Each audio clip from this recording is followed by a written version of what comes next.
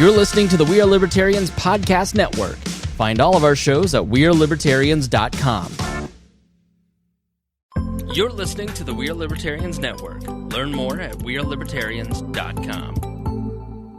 The Boss Hog of Liberty podcast is the latest hit on the We Are Libertarians Network. Each week, Jeremiah Morrill and Dakota Davis explore life in Henry County, Indiana. It's a show about our circle of friends, public officials, and our experiences. 80% observation, life, humor, and 20% politics. Boss Hog of Liberty is the day-to-day happenings of Henry County, Indiana, which is just like your community. Add us on iTunes and sample us today. Dear Leader would want you to. Hey there, Liberty lovers. This is Mark Clare of the Lions of Liberty podcast, where we strive to bring you great conversations about the ideas of liberty 3 days a week, every Monday, Wednesday, and Friday. Check us out at lionsofliberty.com. Hey guys, this is Roger Paxton, and if you're fed up with the government running every single aspect of your life, but you're not listening to the Lava Flow podcast yet, then what's wrong with you? Check us out at thelavaflow.com, or just go back to sucking up to the government. The Lava Flow podcast, striking the root every single episode. Hey, Liberty Rockers, this is Johnny Rocket from the Johnny Rocket Launchpad. Each week, I strive to bring you the best guests in talk radio. The Johnny Rocket Launchpad delivers weekly interviews of noteworthy politicians, economists, and activists. The Johnny Rocket Launchpad is bringing the party to the Libertarian Party and launching ideas in your direction. Check it out at JohnnyRocketLaunchpad.com or find us on iTunes. Each show is action-packed, explicit, and a lot of fun. So join me at JohnnyRocketLaunchpad.com every week for the newest episode. Keep liberty alive and rock and roll.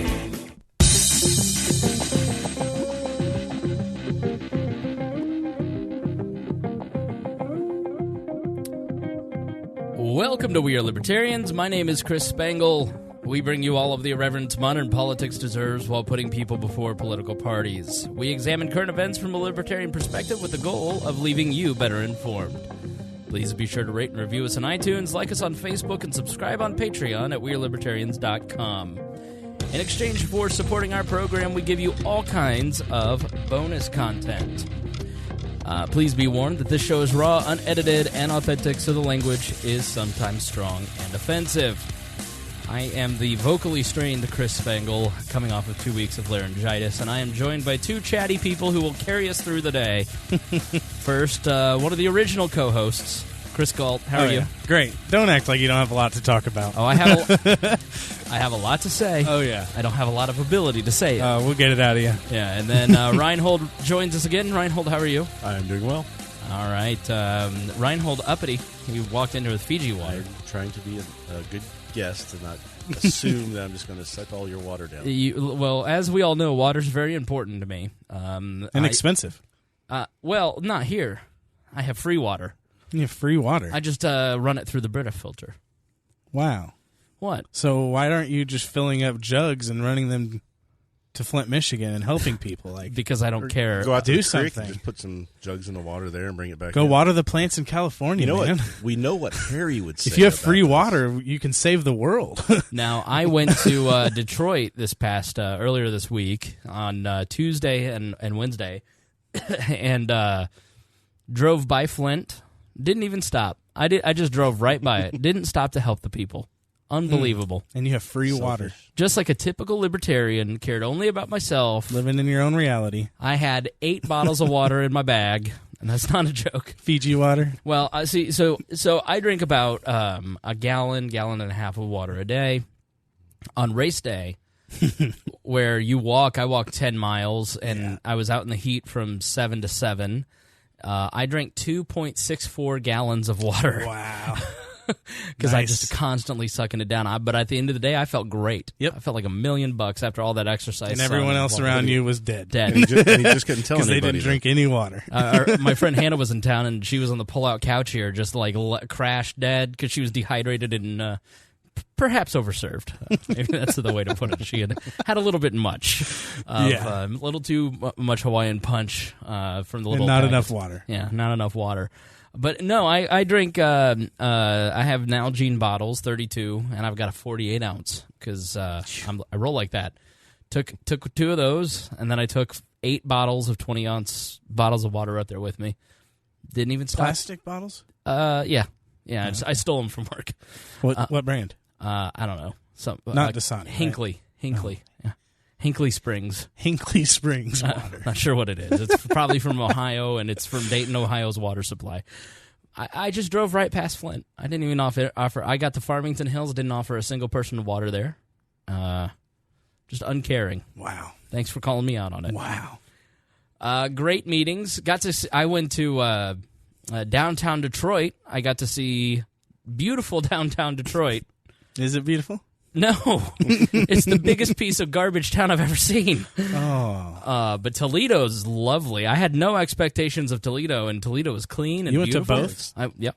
Oh, wow. It's wonderful there when the lake is not on fire. Yeah. No, The river. I went in the Fisher Building, in the where the original GM part was, and then the Fisher Building. Beautiful, beautiful place. But Detroit downtown, not the greatest. But I did have amazing chicken and waffles. Nice. The trip across the bridge is pretty nice. Yeah, right. Over to Clean Canada. So yes, I know you went there. You met with That's them. where all the didn't fun stuff happens. Shut too. You're their mouth. insider. Shut your dirty mouth. So I apologize for the infrequency of the episodes. You probably can't, thanks to processing and increased gain, hear it too much. But if I were to talk in my normal voice, this is how it would sound. So I'm kind of straining a little bit, so I'm not going to be able to talk. I've had laryngitis. So I went on that Vegas trip early March 12th or May 12th, and then got some sort of creeping crud on the plane on the way back, and then got really sick, lost my voice, couldn't make a sound for like 4 days, couldn't do the podcast. Well, you heard at the last episode we did. I mean, you were here, Rhinehold. My voice by the end of it was shot. And Yeah, we could have gone another hour or two on that discussion. of course, but I was in so much pain. Yeah, it was getting really bad at the end. Yeah, I mean, it started off really well. Yeah, but I still I've had a sore throat every single day. It's been really rough, and it kind of makes you go, ooh, man, it really is important to have a voice when you're podcasting or working radio. I don't know. A lot of people do those YouTube videos, and they just have the computer read it. You know, that's like the thing now. I don't understand it, but I just need I'm an old guy. Maybe it's just me. I just need to upgrade Harry's chips, so when I type in, he repeats what I say, implying Harry's a robot, but he's not. So I've got a lot to say. Not a lot of ability to say it, but I've got a lot to talk about. I want to start with this. I would say that it was really good for me personally to have so much downtime, because I have been working my butt off on the show really hard since, let's say, late October. we can tell. Reasons. Yeah. It's been good. Right. I've been working really hard on the show, doing a lot of reading, and I really dove in and just kind of was like, all right, well, the next 6 months of the show have to be really good. And I think I want to just kind of talk about a little revelation here for about a couple minutes. That was a really rough time for me. Far rougher than I let on, and far more stuff happened than we talked about. But that's irrelevant. But it was to distract myself from it, I really dove in and did a lot of work on the show and got a little too tight on stuff and tried to do a little too much. And I think part of the reason that I got so sick is the amount of stress. And when you hold on to stuff, it's just not good. Mm-hmm. And that friend came into town, long conversations that weekend, a Memorial Day weekend, and I kind of realized, like, I'm holding on way too tight. I'm not having as much fun on the show. I think that reflects a little bit the balance of what we used to call autism and comedy. We used to do more comedy and less autism, which I will call knowledge now, because, after talking to people, like, that's not a really nice thing to say. And you have to, for this to work, it's really about having a relaxed discussion in an ensemble with friends. And I have tried to not really let anybody, other than Harry, who I trust implicitly, not let anybody on more than once a week. So a lot of mental stupid shit that I had to let go of, and so it was a really nice break to kind of let go of that, and then really get in touch with why I love doing this, because it's fun. It's fun to hang out with friends. It's fun to research. It's fun to talk to you guys. You know, the best thing about the Patreon is the ability to talk to the audience, and I firmly believe that had we not had the Patreon, which gave me the connection to the audience, to 100 of our hardest core followers, I don't think I would still be doing We Are Libertarians. I think that was such a big blow to me that I would have stopped doing the show. But having those Patreon supporters especially, and having you guys write in and tell you how much you enjoy the show, when I personally wasn't all that... I was motivated to do it, but I wasn't. I was doing it begrudgingly. It was a second job for about the last 4 months. But you keep going because there's so many people that do enjoy it, and then eventually you snap out of your dumb mood, and then you go, oh, I really love doing this. So I want to say a thank you to anybody that's written in, and I do this all the time, but it really means so much to me. If you wrote in, if you are part of our Facebook group, if you are part of our Discord, if you're part of our Patreon supporters, you have had such a huge impact on me in a positive way, not just the last 6 months, but over the course of time, that I truly do appreciate it. And then going up to Detroit and doing stuff for my day job and really engaging in the radio world and digital world and some of those conversations, like, I don't know, I'm really invigorated. I'm really excited to be here. I'm really excited to do this. I started working on some new projects that I just kind of shelved for a while, and really excited to kind of to get back behind the microphone. For the past week, I've just been like, I don't know, I hadn't done it for a couple weeks, and then we did that episode, and I just felt so relaxed afterwards. And then now I'm just all pent up again. So really excited to get back and just kind of say, hey, I'm gonna lighten up a little bit, still keep making sure that I'm doing the reading. I consider myself a professional reader, and then this is the output. But, kind of having a little more fun. So can't promise that's going to happen tonight, though. Oh, yeah. You invited the two funnest people on. Oh, you're a blast. No one's more fun than Chris Gault. People say it to me all the time. How do you have so much fun with Chris Gault? Can't you just ask him not to come over anymore? Just seriously, ask him not to come around anymore. He's too much fun. Well, now you're getting rid of the one a week rule, so I can come over all the time. All the now, time, right? every episode. Oh yeah, I'll be here every day. Well, I was just kind of like weekdays. I think if you're in my position and you consider somebody so integral to the show, and then they're not there anymore, and you're real upset about it, you go, I'm never going to put myself in that position again. Right. Yeah. And there was trepidation even with Harry, who is fundamentally one of the most decent human beings alive. So you just go, all right, grate my teeth a little bit. So, I've kind of atrophied the group a little bit, and we've had over the course of this 30, 40 people who have rotated on over the course of the podcast. Bigger than I ever imagined. Yeah, no doubt. Yeah, when it was just the three of us in 2012. So we're down to half a dozen people that I feel like I can call at any time, and and so I just need to recruit a little bit and get people back on here. But a lot of it is just, it's hard to find interesting and funny, especially in libertarians, because you can find funny people or you can find libertarians.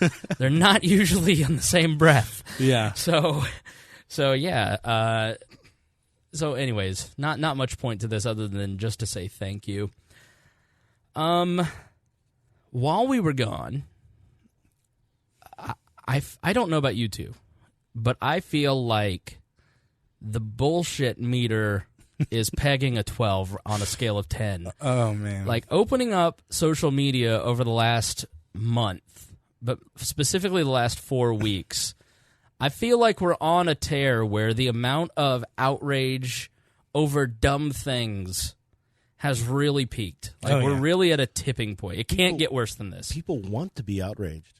Yeah. It's like they're looking for things. Please say something that I can get outraged about. Like Roseanne, Samantha Bee, It's all just Donald Trump makes an offhanded comment.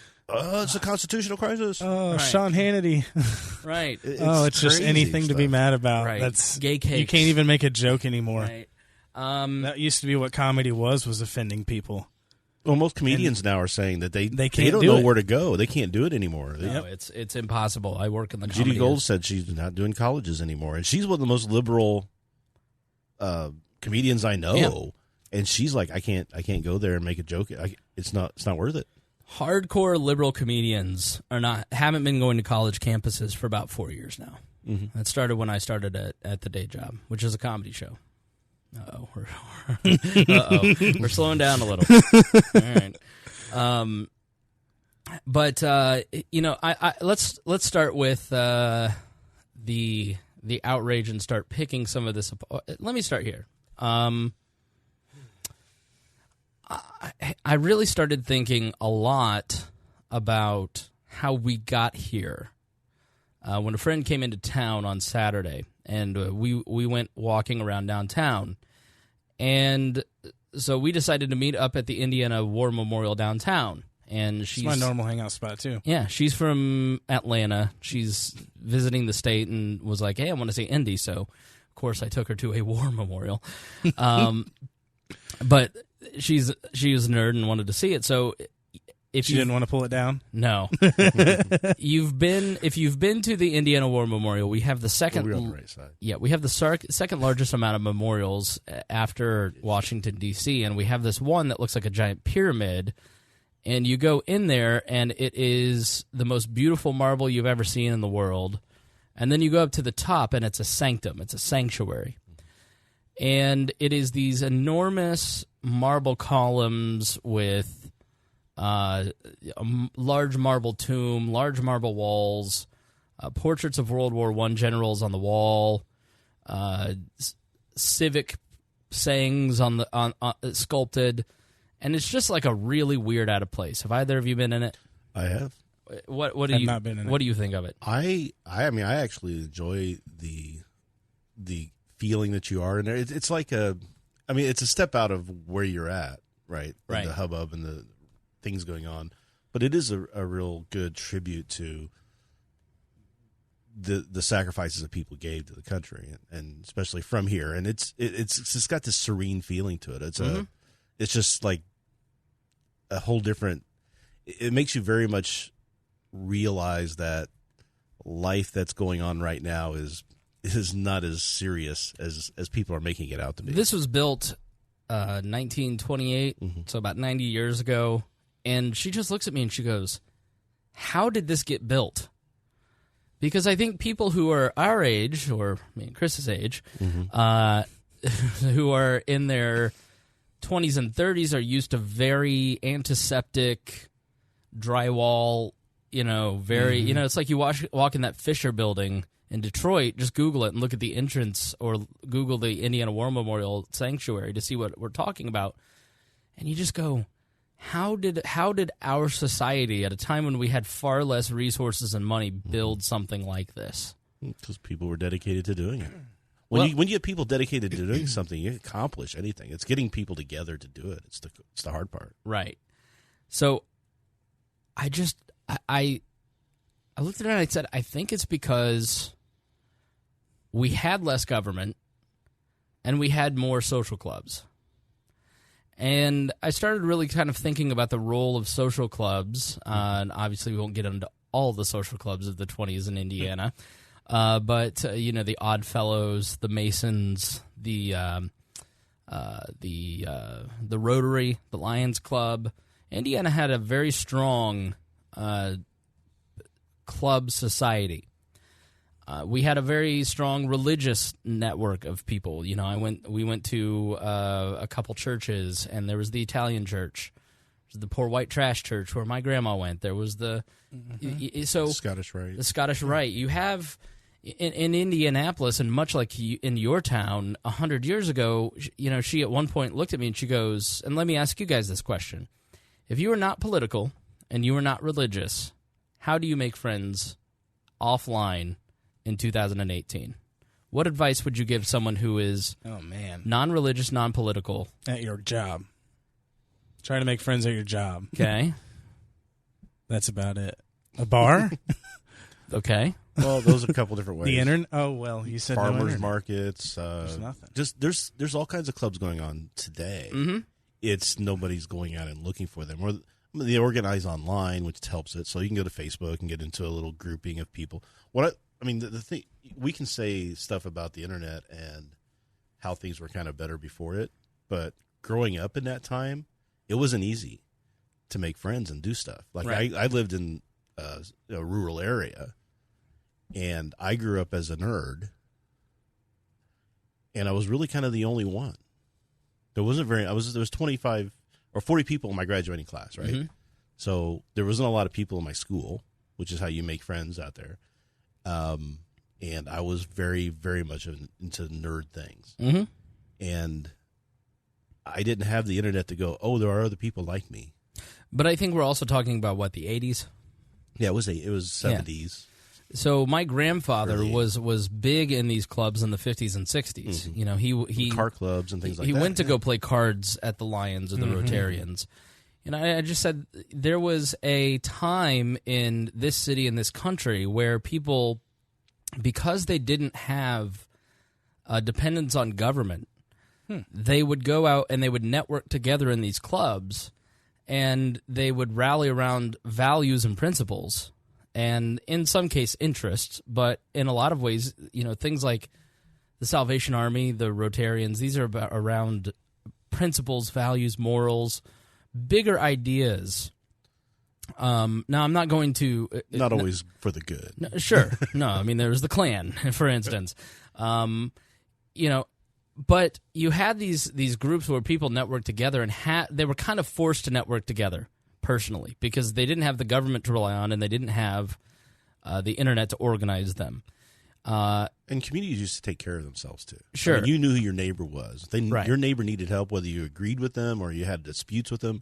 They needed help. You took care of it. So the outspring of that are things like these memorials and these big buildings. Now, I'm not necessarily saying that we in this generation need to build those things, but then you have the collapse of those social groups in the 50s. They start to dwindle in the 40s and 50s, and then that's replaced by church. That's replaced by everybody goes to church. The idea of a Christian America was really invented post-World War II, because the idea of a Christian America, it was used to counterbalance godless atheist communism, and it was used to drive people, drive the perception that we were immoral people and they were bad people, and so we need to enact the domino theory and keep people from keep those countries from falling communist. So you then build this strong fabric of church society, and that carries on into the 90s and into the megachurch movement. But once you get to our generation, you know, the idea of going to church is not something that most of us want to do. The idea of joining a social club is not something that most people want to do. Yeah. Any kind of group that you join is political, or maybe you're in a religious group, or maybe it's around some sort of consumer hobby, a hobby where you buy stuff to support that habit. Essential oils. Gen Con. Gaming, for instance. There aren't those groups out there. How many people actually sit down and think about the higher ideas of life, think about their place in the world, think about the purpose that they have in life? If you're in a Masonic group 100 years ago, it's all about examining your place in the world and how can you improve your community. Now, when we look back on history, we romanticize it, and that's a problem. Okay, so let's say 20% of the population was part of these groups. I don't know, but they were much more prominent, and there were many more opportunities for people to have face-to-face contact with other human beings. Mm-hmm. I can tell you that post-divorce, We Are Libertarians saved my life, and I don't mean that in any over-exaggerated way. I hadn't really established a connection with my family like I have now, and this group of people became my family. And the social circle that we formed around We Are Libertarians 2013 to now has served, I think, for many of us who are involved, the 20 people who are pretty intimately involved, and then spinning off into things like Boss Hog of Liberty and creating a community there, that's been incredibly important for my life, for the times when you weren't fired, your life, things like the Discord. Rhinehold is somebody that I had met previously, but now we're friends, and it's because of the Discord. But we organized around this principle of libertarianism, this value system, and started organizing people. But we didn't really become good friends or friendly until we started hanging out in person and seeing each other in person. Yeah. And so I think the loss of... But don't you think that is a club? We Are Libertarians is definitely a club. Yeah. Absolutely. And so I think there are more clubs than ever, really. And I think they just use the internet to organize. Yeah, I think people like Christy Avery. I mean, Christy Avery has become a person that I talk to every morning. She is so sweet. She messages me every morning and says, "Good morning." Become a dear friend. I think, and by extension, you listening, you are dipping your toe into that friend circle. You develop an affinity for us and think about your place in the world because you were an active listener to this conversation that we have. Mm-hmm. And I think the world is a worse place because over the last 20 years, we have really stopped engaging in a personal way. I think the 200,000, 300,000 years of human evolution, of human history where we talked in small groups face-to-face has been pretty successful for the human animal. Mm-hmm. And in the 20 years that we've actively moved away from that have been, in some ways, very good, but in some ways very bad. And I think we've lost the ability to talk to each other. And again, it's not like the 80s or the 70s were a bastion of feel-good, everybody loves each other. There were hundreds of bombings and domestic terrorist attacks in the late 60s, early 70s. A lot of the clubs you're talking about were created mostly to be exclusionary. Absolutely. Right. So there's no doubt. Right. Now, I think there's a lot of benefit from us being more connected technologically. So that, like in my case where I grew up and there was really nobody like me around, I could now go out and find people like that. Right. And be able to communicate with them and everything else. But it's you remove that face-to-faceness. And when you're talking to somebody online, it's not the same as a face-to-face conversation. There's things you will say to people and attitudes you will have towards people online that you would never do face-to-face. Mm-hmm. So that becomes the bad side, of that you're now communicating with people who are still going to take that in. You're being more – there are people who are more divisive, more mean, more angry, because they have that protection of anonymity and space. There's studies that the reason road rage exists is that people don't see humans in a car; they see an inanimate object in a car and rage at it. Right. And well, it's the same thing with politics now. Is that what people do is they declare that the other side is not human. They see them as unhuman people, so they're able to focus rage and energy on them that they would never focus on anybody they knew face to face. Yeah. So we're going to talk about the left and right tonight. I mean, the right because and wrong. The right and wrong. Rhinehold, James Neese says Rhinehold top Discord autist in terms of post count. I don't know what that means. But, yeah, but I'm still not number one on the Discord because they include the Duck Hunt channel into the experience points calculation. So I'm not get rid of the Duck Hunt channel here. Nuke it. No, thank you. Well, no. Thank you. Just delete it. I thought you were like so loving of that place. No. I'm banned from it. No, he just dropped the hammer. It's gone. Better be gone when the show's over. So I don't know how to, because we're at a point where discussing things somehow mean that you agree with things or you disagree with things. Like having a conversation somehow, and a huge part of this is Trump. And I posted this because I really kind of clarified it. I think we're at a point where we've given Trump exactly what Trump wants. Mm-hmm. Trump is the lodestar of American society. Everything is judged based on your opinion of Donald Trump. Well, I think the biggest telling of that. And it has devolved into, grunts of, you like Trump or not like Trump? You not like Trump like me? We friends. You enemy. Like, I think we have devolved into... We've completely gotten rid of all of the complexity of human society. You take something like the kneeling issue, for instance. There's a complex issue there. Colin Kaepernick sucked. He got benched. He got pissed and sat on the bench during the national anthem. Then when he was called out on it, made up a story about police brutality. Does he believe it? I'm sure he believes it. But that's the origin of the story.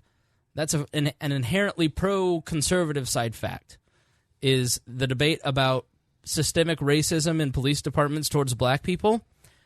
Statistically verifiably true and wrong. Point, liberals.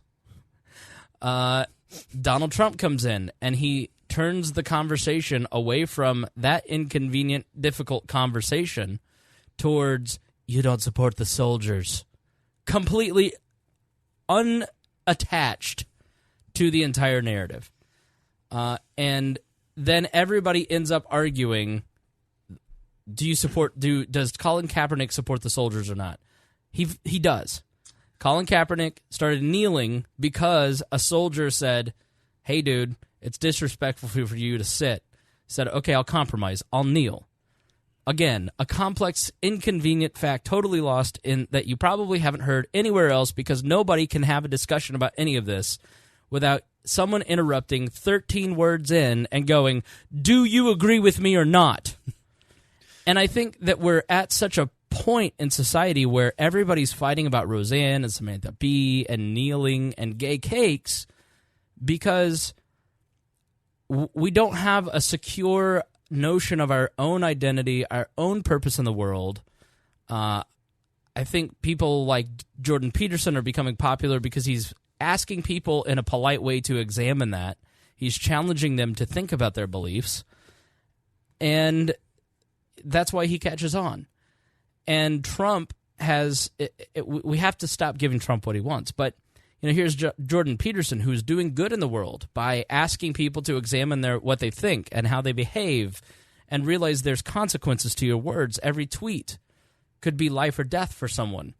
You're submitting approval or disapproval to the hive mind that eventually has power to rob people of their life, liberty, and the pursuit of happiness. But how does the left take Dr. Jordan Peterson? Oh, my friend watches Jordan Peterson. What should I do? Who should I tell? This is a Dear Abby letter to the nation. The nation. I'm going to have you read the letter, Gault, so I can rest my voice just a moment. Right. I can read. Pretend you're a girl. Oh, no, I can't. And then I will read her response. Okay? Or maybe you read what she says, okay? Dear Lisa? Because you read the question and then you read the response. Okay. Yeah. All right. I'm reading Dear Lisa? Yep. All right. Dear Lisa, I fell into an instant and deep connection with a man while on a work trip. I'm happily married, so there's no chance of romantic future. But friendship has been and is enlivening. We share many interests, but mostly we have an easy understanding, something slow and patient and unusual in this world. When we occasionally talk on the phone about life, and we're looking forward to having lunch and when our paths cross again next month. Sounds very sexy. However, in the gaps between conversations, I've come to realize that he might be a fan of Jordan Peterson. Oh. He hasn't mentioned his name, but there have been some very significant clues. More alarming, he has betrayed a thin skinnedness around he has betrayed a thin-skinnedness around sensitive topics like hashtag Me Too and transgender issues. He has said nothing that's outright offensive, maybe because I've made my politics clear. But if I ask directly and he responds affirmatively that he is a fan of Peterson, what should I do? Ooh. All right, now let's hear the answer. Not a fan of social Darwinism. Let's see what this writer says. That's what she signed it. Oh, boy.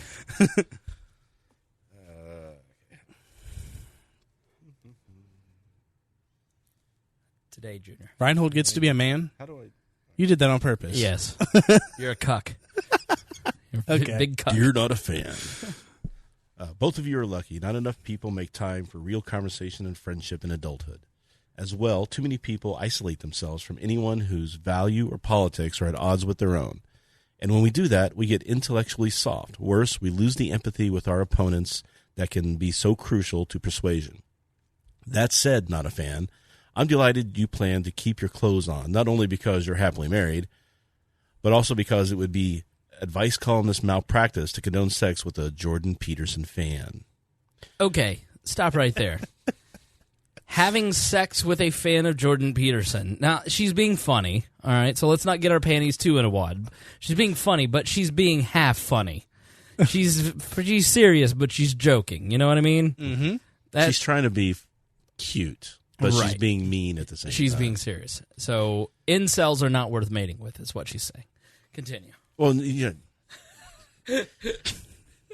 For those readers who have been dwelling in happy ignorance, Jordan Peterson is a Canadian psychologist, best-selling author, and wildly popular YouTube star, promulgating backwards and deeply unoriginal biological determinism with certainty, zeal, and a lot of Jungian mumbo-jumbo. Confronting Peterson's repellent ideas, if you can do so without getting defensive or insulting, might actually help your friend think through some of these issues. There are a few things you can recommend that he check out if you want to consider gently counter the propaganda. The propaganda. Yep. Okay. One is any book by Cordelia Fine, a psychologist who has been ruthlessly dissecting the banal discourse over essential differences between the sexes for years. Another is a wonderful video called Jordan Peterson ContraPoints by the trans femme YouTube star Natalie Wynn, who does a fabulous job of acknowledging the value of Peterson's self-help advice. You wouldn't be reading this if no one needed advice, while exposing his far-right political agenda. What's more important than refuting Peterson empirically, says Harrison Fluss, a political theorist who has studied the alt-right extensively, is understanding that he's an ideologue and that you should therefore engage in philosophical battle. Peterson, Fluss tells me, has a disdain for mass society, which he thinks is making us weak and effeminate. Faced with the growing popularity of socialist and social democratic ideas, Peterson constantly raises the specter of the gulag. Stalinist dictatorship, to him, is always just around the corner. It's a really scary dog whistle, Fluss says. In that context, if you want to convince your friend not to be a Peterson fan, it's probably more important to persuade him of the merits of your own progressive ideology than of the specific wrongness of Peterson's many claims. Now, let me explain a dog whistle. A dog whistle is like, you blow the whistle, you can't hear it, but the dog can hear it. Mm-hmm. That is usually a conservative says something that is a secret racist signal to their followers. States' rights. States' rights, for instance, is a dog whistle. Property rights. If you're talking about property rights and dog rights, you're basically dog whistling racist propaganda to your side because, again, everything's racist. So continue, please. If your friend is indeed a Peterson admirer, I also wonder if he might be depressed and lonely. Even more the rage, transphobia, or misogyny, the effect most palpable in Peterson's public appearances is melancholy. He cries a lot, and the anger he expresses is of a brittle, depressive sort. I wonder to what extent his appeal lies in giving expression to, as well as providing narratives to explain, male sorrow. He also offers sad men empathy, a warm respite from the cold shoulder everyone gets from the neoliberalism and many men imagine they are getting from women and feminism. Meanwhile, the next sentence is about the coldest shoulder that you can possibly imagine. He imagines that we're giving him the cold shoulder. Go ahead. So you may, outside the context of a political discussion, want to suggest that your friends seek treatment for depression or at least spend less time on YouTube, which can be a cesspool of self-reinforcing masculine ailments and symptoms. Is that it? Mm-hmm. Okay. So what she is saying is that if he listens to Jordan Peterson, and the titles on the nation.com, I think my friend is a Jordan Peterson fan, what should I do? I'll also put in the show notes. If you are a person that listens to Jordan Peterson, and let's say you believe 25% This woman thinks you are mentally ill and that you must be immediately treated and checked for depression, for antisocial behavior, for fascist tendencies. The liberal worldview leaves people apparently so fragile that they can't even imagine that someone could disagree with them. That there might be things in the world that are different than what they believe. That other people may choose to believe or do things that they can't believe, that they don't condone. And anyone who disagrees with them must be mentally ill, at least according to what she is saying. Any of you who listen to Jordan Peterson, and I encourage you to listen to Jordan Peterson, and here's why. Jordan Peterson is undergoing one of the biggest smear jobs by mainstream media I have ever seen in my life. What you read in the New York Times, what you read from people like Steve Horowitz, what you read from people in The Nation are complete gross exaggerations of what Dr. Jordan Peterson actually says. Is Jordan Peterson unoriginal? Yeah. But he says a lot of things that Young and then Joseph Campbell said. He synthesizes psychology with religion, with libertarian politics and symbology, and puts it into a nice package and a friendly package that people are responding to. But none of the things that are these sources, like Carl Jung in the hands of a leftist psychologist, would probably be celebrated by this person. But if a conservative psychologist like Peterson is quoting the exact same thing, then it's bad. That's where they're falling apart. They're going so far into realms of insanity that you start losing people like libertarians. Now, all of 2016, I was being called a left libertarian, throw them out of helicopters, by not only by my co-hosts, but random fans of the show. It seems like you hate Republicans. You have for a long time talked about left-leaning policies. You're a suspect. Okay, fair enough. I'm anti-war. I believe that the government should treat gay people equally. I believe that government shouldn't be involved in marriage, but if it is going to be involved in marriage, then everybody should have access to that government institution, okay? Civil rights have always been important. My work with Rupert's Kids and offender reentry has left me totally convinced that things like criminal justice reform must happen. End the drug war. These are traditionally left-leaning policies that many libertarians agree with. But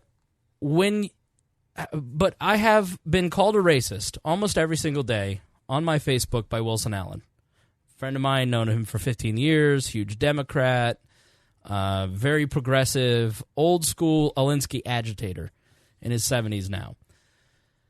Wilson knows damn good and well that I'm not a racist. But he wants to gaslight and manipulate me by constantly claiming I'm a racist to frustrate me.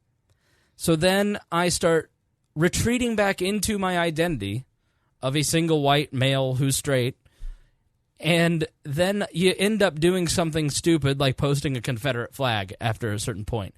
The agitation of the left is constantly pushing independents away from their message, and is making people like me who are sympathetic to them completely unwilling to have a conversation with anyone on the left.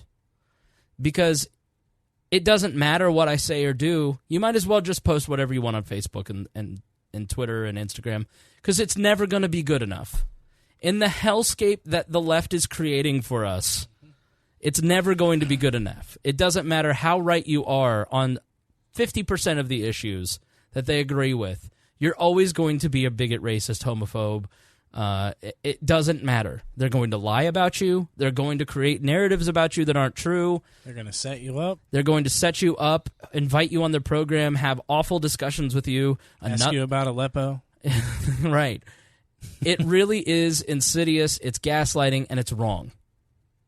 And I'm getting tired of it. I'm not going to defend Roseanne, for instance. Roseanne did something that was 100% wrong. Okay? So I'm not going to knee-jerk start defending every person that the left persecutes. But I do think that if you are one of the few people who are on the left that listen to this program, you need to understand that every time you cry wolf with racist, bigot, homophobe, write an article about Jordan Peterson that isn't true, you start taking people who are independent-minded and moving them further and further in the opposite direction of compromise rational discussion. It creates the power of the alt-right that had no power before. Right. Because now people are seeing it as a way to defend themselves against the accusations of racism that they, I'm not a racist, but I keep getting called one, so, other people must be in the same situation. Let's band together and defend ourselves against it. Well, some of those people, they're racist. Mm-hmm. You're aligning yourself with people. So that's part of the problem, too, is they keep pushing, and people start to change their behavior to say, okay, I normally would call out this as being racist. I would say that that's horrible, but now I don't want to. I think Roseanne was a great example of this. I think conservatives, on the other foot, need to ask themselves, how far are you willing to go? Mm-hmm. Roseanne is a woman who ran with Cindy Sheehan on the Green Party ticket and was advocating for socialist Bernie-like policies in 2012, 2008? 2008. 2008. Here's a person that is a Hollywood leftist who's doing pills at night and saying racist crap on the internet, and you're defending her because she said something nice about Trump.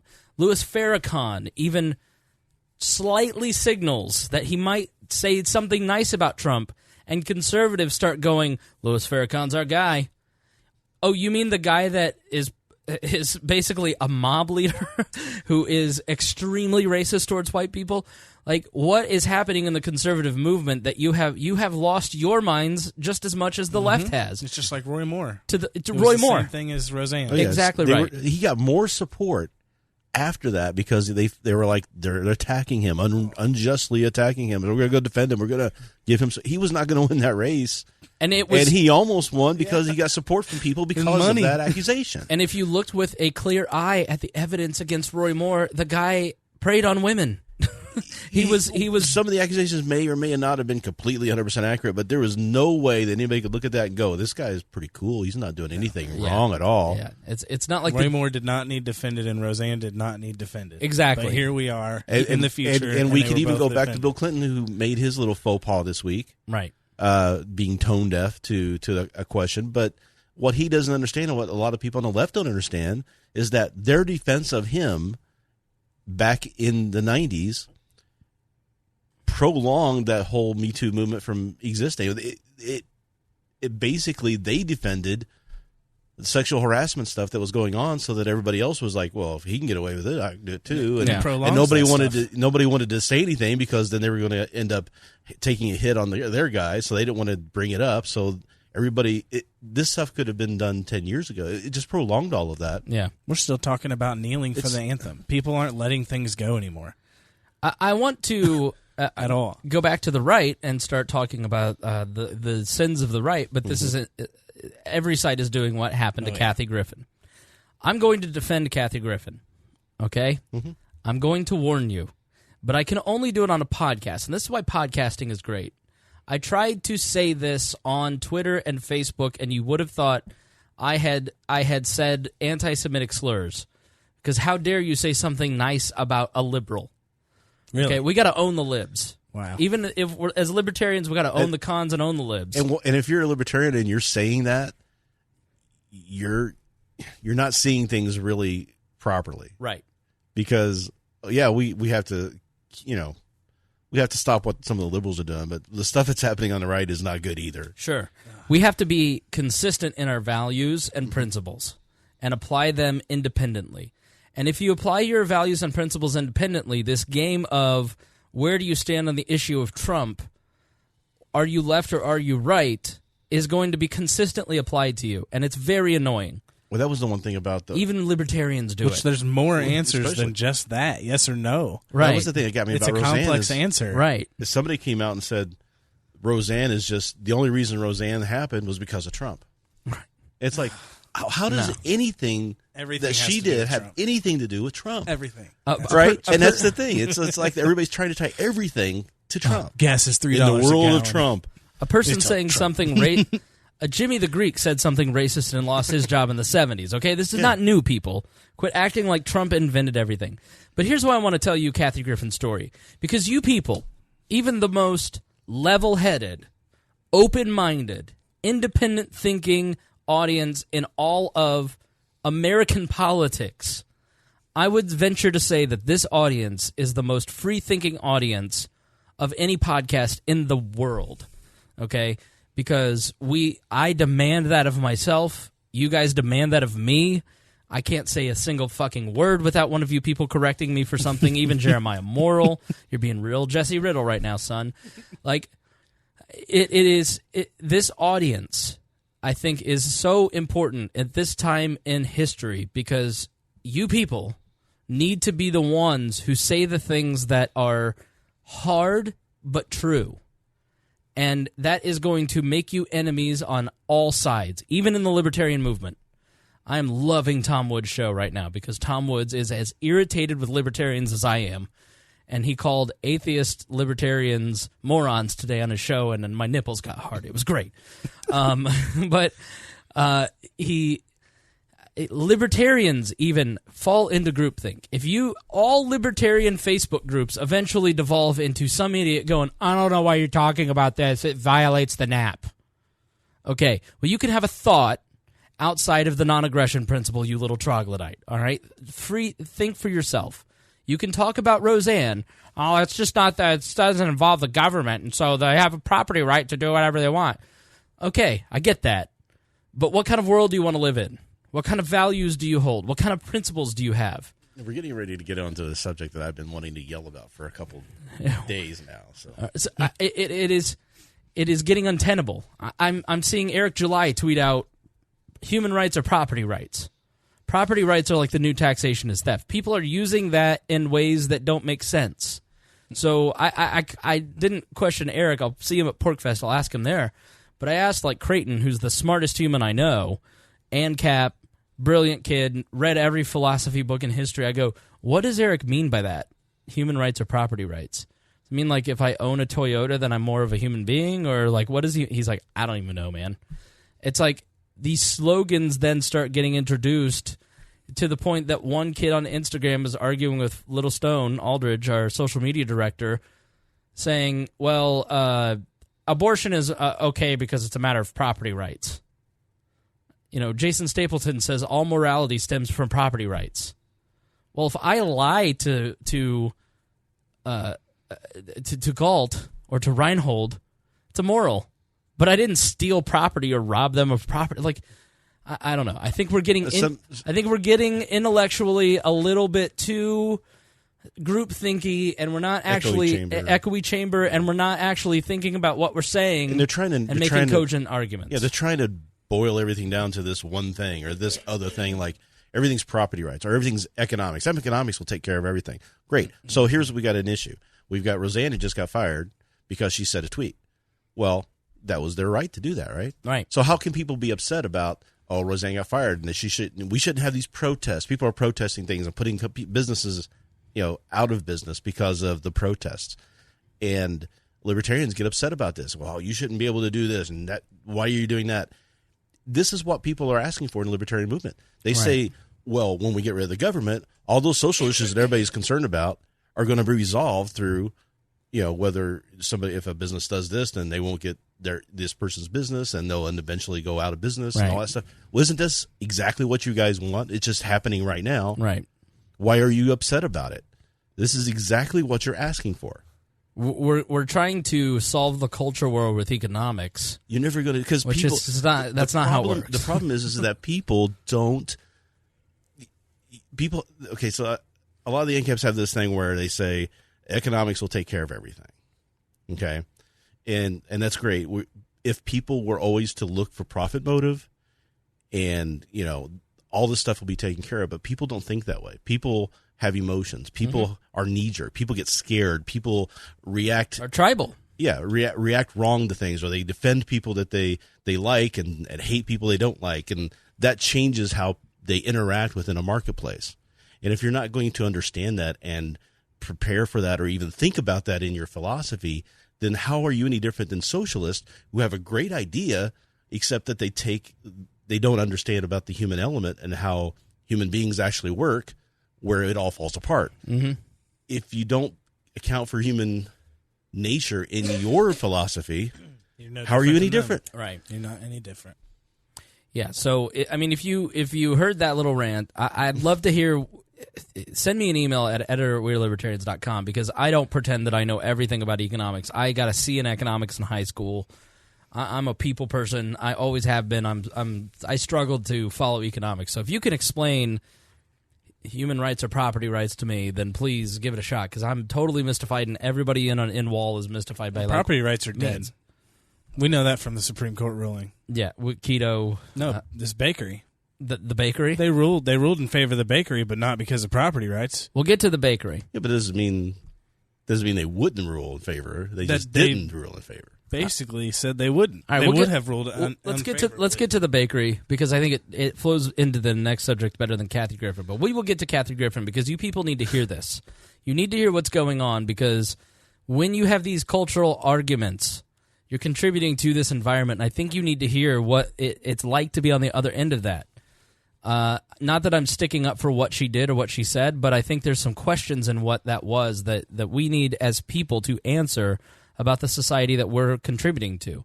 As a member of this society, as a person who is living and talking to people, you bear some responsibility for the way that you think about things and the way that you approach things. So you're saying that the government demands that? No.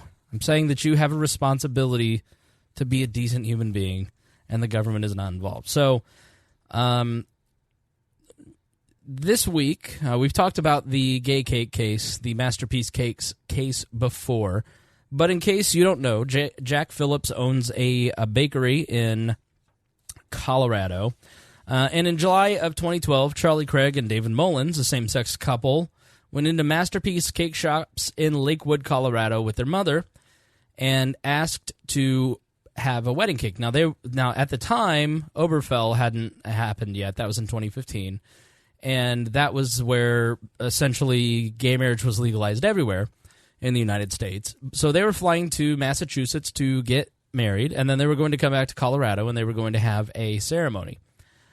And so Phillips basically says, I'm sorry, I can't do that. So I went with a Vox explainer. Vox explainers do a really good job of giving you a bunch of facts. There is opinion, but they give you a lot of facts about these sorts of things, so you can then kind of pick and choose. So basically, Phillips is a baker, an artist, and the Colorado's non-discrimination law stifles his artistic expression. And essentially, Phillips told them that he serves LGBT individuals. He simply declines to create art that celebrates same-sex marriage, such as, from his view, a wedding cake. Each of Phillips' cakes, the brief stated, announces the couple's union as a marriage, announces the couple's union as a marriage, and conveys celebratory messages about that event. Since Philip is opposed to same-sex marriage, forcing him to serve a same-sex couple would, in his view, force him to express support for their marriage. Philip's attorney pointed out that he even offered to provide other kinds of cakes, brownies, or cookies to Craig and Mullins, showing that the issue was not that the men are gay, but he did refuse all wedding cakes to the couple, including a cake that were made for customers before and a nondescript cake. That is a very important point. Remember right, that. Showing that he was singling out gay people for refusing the service. The brief continues that before designing a wedding cake, Phillips meets with the couple to learn their desires, personalities, preferences, and wedding details. Jeremy Tedesco, senior counsel at Alliance Defending Freedom, previously wrote in an email. Then he sketches the design on paper, often multiple times, sculpts it into a shape, creates ornamental and symbolic details to place on it, and decorates it using artistic techniques like hand painting, airbrushing, and sculpting. Each wedding cake that Jack Phillips creates announces the couple's union as a marriage and conveys the celebratory messages for the event. He gets intimately involved in every one of his wedding cakes. And so he didn't feel that and now Masterpiece Cakes, there was, I think it's closed now, but the logo is an art palette there was a painting or a picture of him, in like a Bob Ross attire or whatever. Basically, he considers himself a cake artist. And so the force of his argument before the Supreme Court was that I shouldn't be forced to make this cake because it violates my free speech. And so the couple were very hurt by this. I imagine that it was...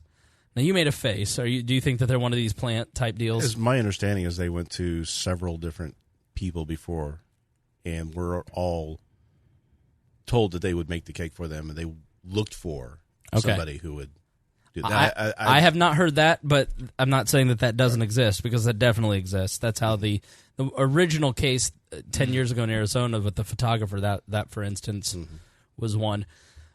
So the couple were very upset, and they filed a complaint with the Civil Rights Division of Colorado, and they basically said that he had to bake the gay cake. And so it eventually went to the Supreme Court.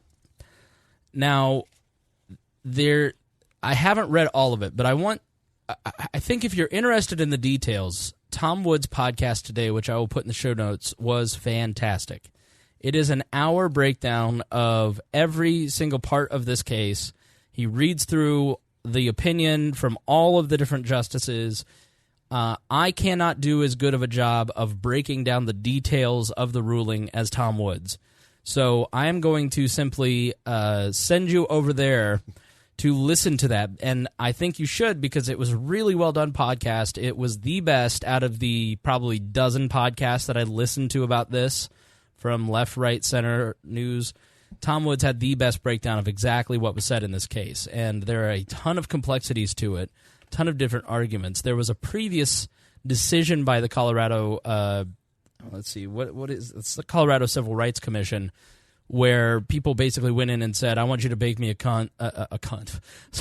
Wow. Bake me a cake that had the C word on it, that had, God hates fags, and they denied to do it, and then so they were sued, and I don't know. And so they ruled in favor of Jack's, but then they ruled against Jack Phillips, and they compare those two test cases, essentially. And so Kennedy wrote the opinion, and Ginsburg. She wrote the dissent. And Elena Kagan and Breyer attached themselves to the Kennedy decision, making it 7-2. Very narrow, but it's narrow in scope. Yeah. So, and legally. I fell for it too, because I was like, what does that mean? I said something to Popat. I'm like, what you mean by narrow? And he immediately I was like, okay. Right. Yeah. I was like, it made sense to me to ask that question. I wasn't belligerent about it, right? So I'm just like, and so narrow in scope means that it applies to this case, because I think what Kennedy is doing is Kennedy is reading the landscape and the rapidly changing view of the LGBT community in society, and hoping that this doesn't kind of come back up, and that they won't have to do a broader ruling. Goes away, and that it goes they don't away. have to deal with it. Doesn't want to set any precedent. Because, let me be honest. Let me give my opinion of all this after I kind of give you the facts, as usual. So the court found, as the record shows, some of the commissioners at the commission's formal public hearings endorsed the view that religious beliefs cannot legitimately be carried into the public sphere or commercial domain, disparaged Phillips' faith as despicable, and characterized it as merely rhetorical, compared his invocation of his sincerely held religious beliefs to defenses of slavery and the Holocaust. No commissioners objected to the comments. The court also argued that there seemed to be bias in the state government in favor of same-sex marriages, pointing out the commission ruled against Phillips in part on the theory that any message that on the requested wedding cake would be attributed to the customer, not to the baker. Yet the Colorado Civil Rights Division did not address the point in any of the cases involving requests for cakes depicting anti-gay marriage symbolism. Short, the court found that while the state's interest in banning LGBTQ discrimination could have been weighed against Phillips' sincere religious objections in a way consistent with the requisite religious neutrality that must be strictly observed, the state commission did not do that because it showed signs of hostility, in the court's view, towards Phillips and his religious beliefs. So the state could, in theory, prevent discrimination like Phillips, but it has to do it in a way that respects people's religious beliefs, which the court concluded the commission did not do here. Kennedy was explicit about it. In the opinion, the outcome of cases like this and other circumstances must await further elaboration in the courts, in all context of recognizing that these disputes must be resolved with tolerance, without undue disrespect, without undue disrespect to sincere religious beliefs, and without subjecting gay persons to the indignities when they seek goods and services in an open market. In short, they're kind of punting. So, to continue on a little bit,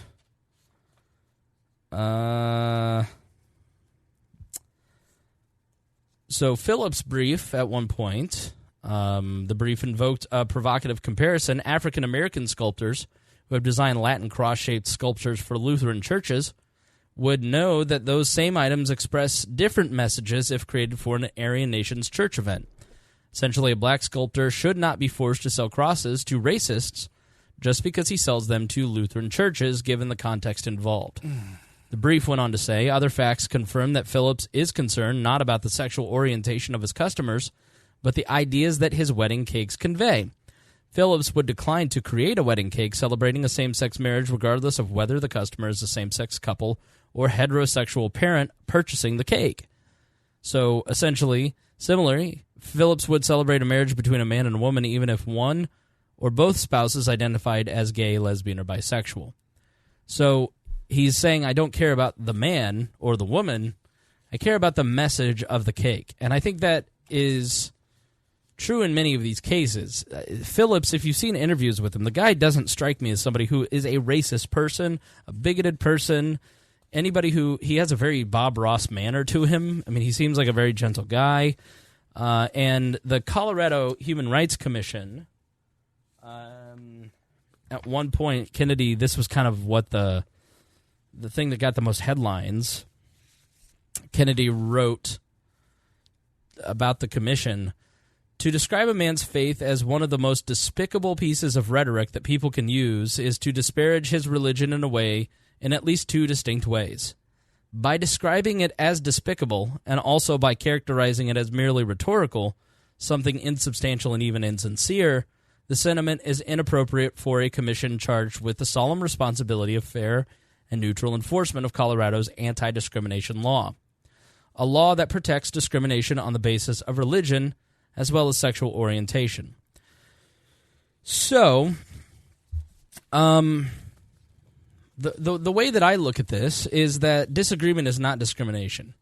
What we are dealing with now is not the same as the civil rights era, for instance. You hear the civil rights era invoked in this conversation all the time. Jack Phillips was choosing to not. It wasn't even he wasn't even choosing to not associate with them. He was just choosing not to use his talents and produce a piece of speech that he disagreed with based on his religious views. The two men had the opportunity to go to probably half a dozen other cake bakers in the area and have the service rendered. If you were a black person in the South in the 50s, you didn't have the ability to have the freedom of association. You didn't have the ability to purchase goods. You didn't have the benefits of a full and free society in which you were participating, which you should have participated. There were like 0 people that were black that were registered to vote in Alabama. Full stop. Like not a location, like the state. Okay? You weren't allowed to shop and do certain things. You were systematically oppressed. That is discrimination. The idea that Jack Phillips disagrees with two people's choice isn't necessarily discrimination in my view. He is just choosing not to associate with them. He is choosing not to take their money. The two men, while hurtful, I'm sure that they are telling the truth and that it was hurtful. Sorry. Being offended, which I disagree with. I've said time and time again, name a time when you've been offended. You've been shocked, you've been angry, you've been hurt, You've never been offended. Offended is bullshit. These two men, in my mind, are no better, if not worse, than the person that won't sell them a gay cake. Because these two men are using the force of government. They not only did they walk away from that experience wanting to wreck Jack Phillips' life and business, they wanted to use the government to compel him to do something against his beliefs. They wanted to use the guns of government. They wanted to use the financially punishing power of the state government to force him to do something he didn't believe in, that he was a conscientious objector to, and B, to wreck his life. Now, maybe they felt there was a greater good, but let's be honest, okay? Things are different than they were in 2012. It's 2018 now. I grew up in an era of intolerance towards LGBT people. I myself participated in that. I've told this story on the show. I had a friend in my friend circle that was gay. None of us knew it. And when I found out, I apologized to him for the awful things that we used to joke about as kids. Did we hate gay people? No. We just had never met one. We'd never had an interaction with someone who was gay. And I wish that he had told us. I understand why he didn't feel comfortable, considering how awful we were. But we would have become instantaneously more empathetic and tolerant towards that lifestyle that we didn't understand. But then Queer Eye for the Straight Guy comes out, and you see Carson Kressley and some of these other guys. For me personally, that was a moment where I was like, oh, these are people. Okay, I get it. I really feel like that was an important moment. I have a friend who I probably shouldn't tell that story. The new Queer Eye, for instance. I heard the new one is good. I haven't seen it yet, but No. I haven't seen it. There are. I'm just gonna say it. I'm not getting. Nobody's gonna get in trouble. I know people who have children who feel they're gay, watch the new Queer Eye, immediately empowered their life. That's awesome. You know what I mean? Like these cultural influences where you are exposed to people who are in a minority class. You go, wow, okay, those are people, and that's really where I think that's why it's so insidious that we are constantly fighting about stupid things. Mm-hmm.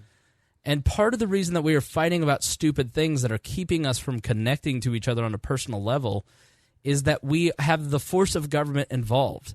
That if I don't stop you, you're going to compel me with the gun of the government to do things that are against my conscience. And on the other side, you're going to fight back, and I need to stop you because then I need to control the government. That's why it's so important to not use the government to achieve social and political goals, because it is what inherently divides us. Let's talk about the reality of 2018. The LGBT community is a minority of our population, but can we, with an honest, straight face, at this point in society, say that they are an unembraced class? Now, I don't live as a gay man. I don't secretly live as a gay man. I don't understand what it's like to be gay, okay? And I fully understand that there are ways of living that I will never understand what it's like to be black, for instance. I don't understand what Harry goes through when he leaves his house and gets pulled over by a cop, okay? Which is why it's really important for me to have those conversations with Harry, so I have some level of understanding of it. But this Pride Month, for instance, I've never felt like it is more celebrated in my lifestyle, in my lifetime. Not that there's anything wrong with that, but I feel like we're at a moment of cultural acceptance. We're not at a moment of discrimination towards this minority class. There was a CrossFit gym here in Indianapolis that just went out of business today because Indy Pride, one of the members of Indy Pride and one of the members of the CrossFit gym organized a Pride workout. The owner canceled the workout, and all of the employees quit. All of the members left the CrossFit gym, and he had to close his doors today. Okay? that doesn't tell me that this minority class is being discriminated against. So why are we inflaming each other with a discussion about to me, at this point, and maybe this is what Kennedy is trying to maneuver, what are we arguing about?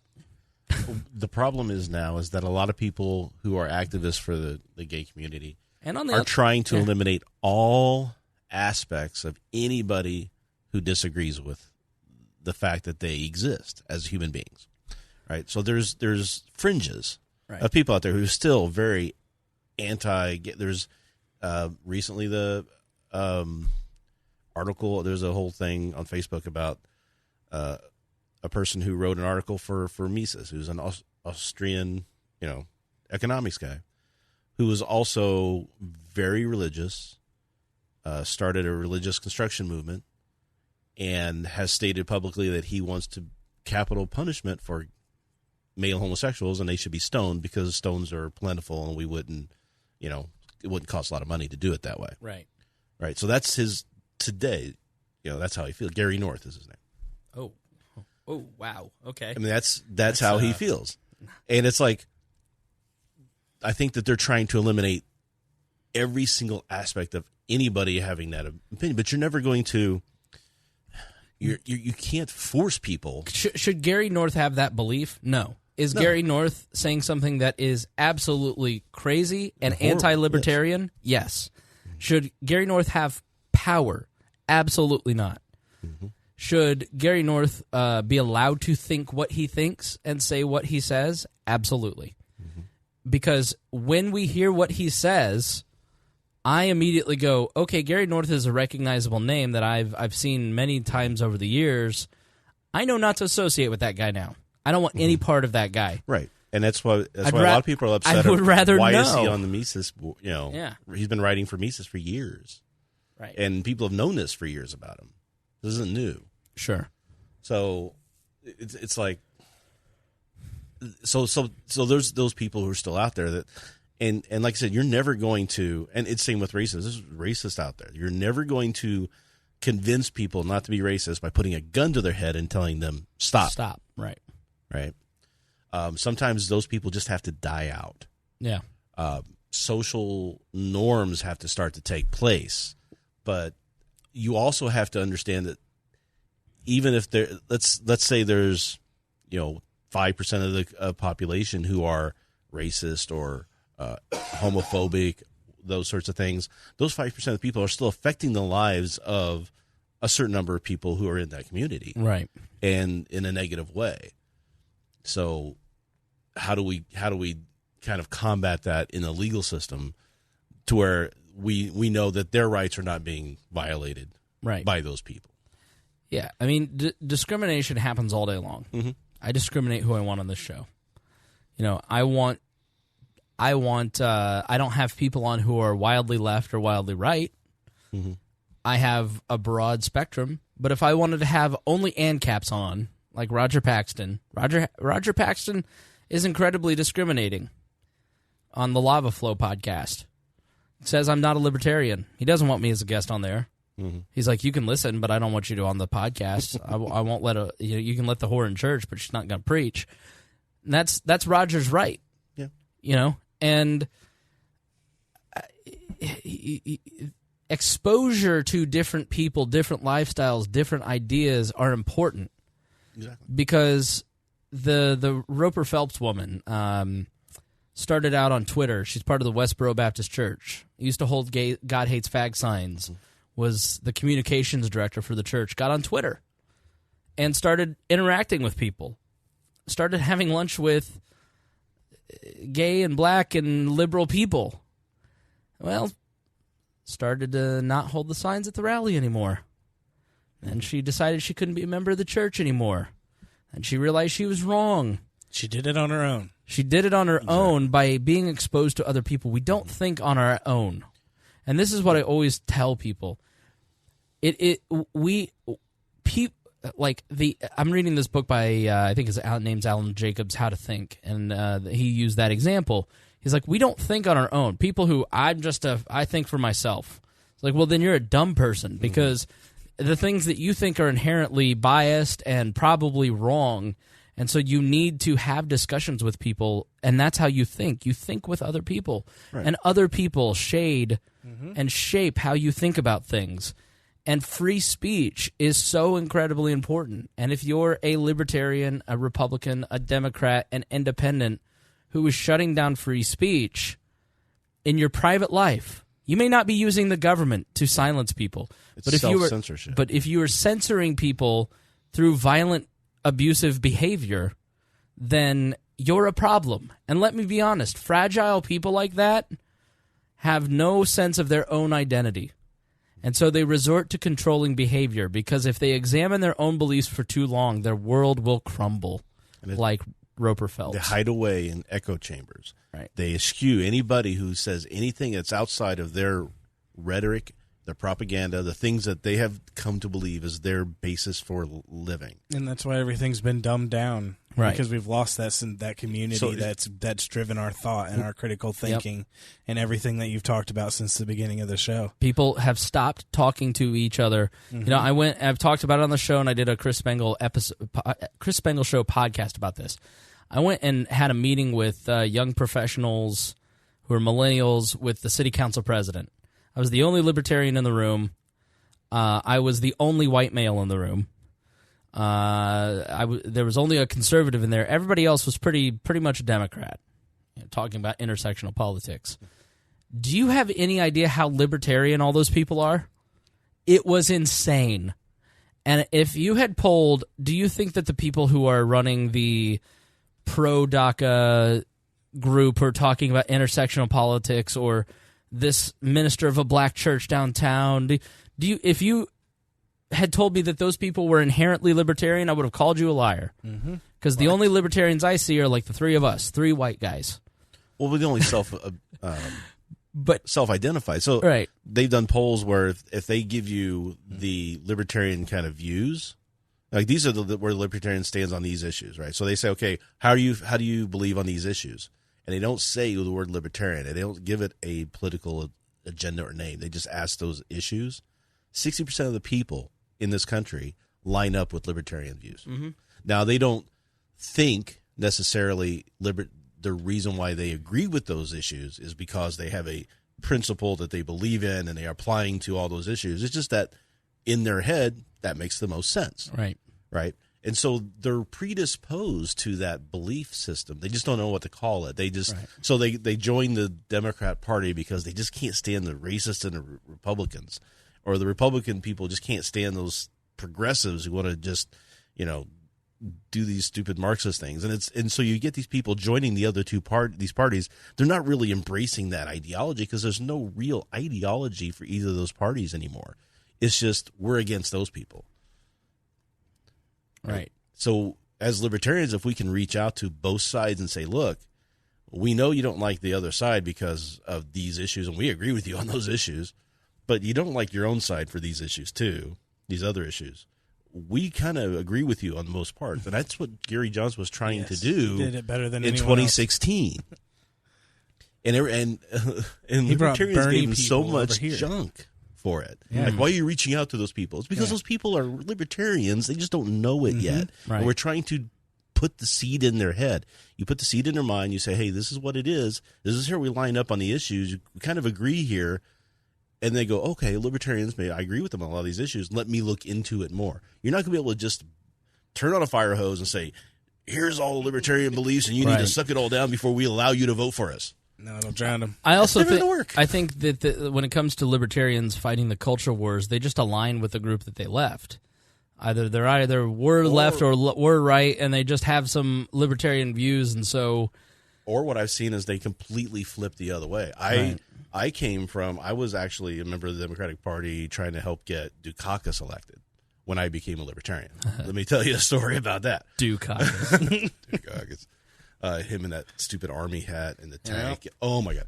So, but I was just like so frustrated because I'm looking around going, what are they doing? I don't agree with anything they're saying anymore. Right. I don't agree. I don't like what the Republicans are doing and saying. I don't like the wars and stuff that's going on. I really don't like any of that. But I just couldn't handle with what was being said on the left either. And I went home and I was staying with some friends, we were roommates, and I was just frustrated. I said, why can't government just leave people alone as long as they're not hurting anybody? It's exactly what I said. Mm-hmm. And my roommate said, it sounds like you're a libertarian. I'm like, what's a libertarian? I hadn't have no idea. This is like 91, 92 maybe. I mean, the internet wasn't really thinging yet. And I'm like, okay, let me look into that. I looked it up. I'm like, yeah, I agree with this. I agree with that. This made complete sense of what I've been trying to say for years. And so now but the thing is, when I do a lot of my writing and stuff, it's just like so anti what the left is doing. Right. And if you go back and look at a lot of my writing from the last 15 years, whatever, it's mostly just attacking the left, because I'm so frustrated with what they did. The Democrats were kind of a little bit libertarian before they just allowed the progressives to come in and take over. Slowly, surely took it over. And that's how you do That's what's happening with the politics. Republican Party. You have to slowly take over. Right now. You can't just overnight flip a switch. Yeah. And that's the thing. Yeah, it's the thing. Populism right now. Yeah, it's becoming they populist. Were leaning libertarian before Exactly. Donald Trump, and now they're slowly. You still have the neocons. You still have what I said, and I said this last time. I said if all the libertarian people in the Republican Party would just leave the Republican Party, join the Libertarian Party, the Republican Party would be over, done. But if all the libertarians went to join the Republican Party, we would be silenced, ignored, ridiculed, but all of our work would be taken from us, so they could continue the neocons and the religious right and all the other stuff that keeps that party going. Yeah. So, anything? I don't want to cut you off. No, you're good. All right. I'm rambling. No, it's fine. So I want to talk about Kathy Griffin, because I think you need to know when we participate in these debates. Now, I've worked in PR, marketing, media, entertainment, the broadcasting business for my career, right? I can tell you that there are so many subtle ways to control public opinion, and there are many things that go on behind the scenes that you never see. So, like the whole Russian bot thing, there is a shade of truth to that. Do I think that Trump arm wrestling Jesus or Hillary arm wrestling Jesus and spending $3,000 on a Facebook ad swung the election for Trump? No. Do I think that it's a building process, right? So public opinion is formed by millions of voices rallying around a certain point of view or an opposing point of view and participating in that massive discussion. So you never know who's kind of on the other end of that stuff. Rhinehold's not Rhinehold's name. I mean, he could be fake. He could be fake news. We don't know. I'm a bot. Yeah, he could be a Russian bot. But I think been accused of it.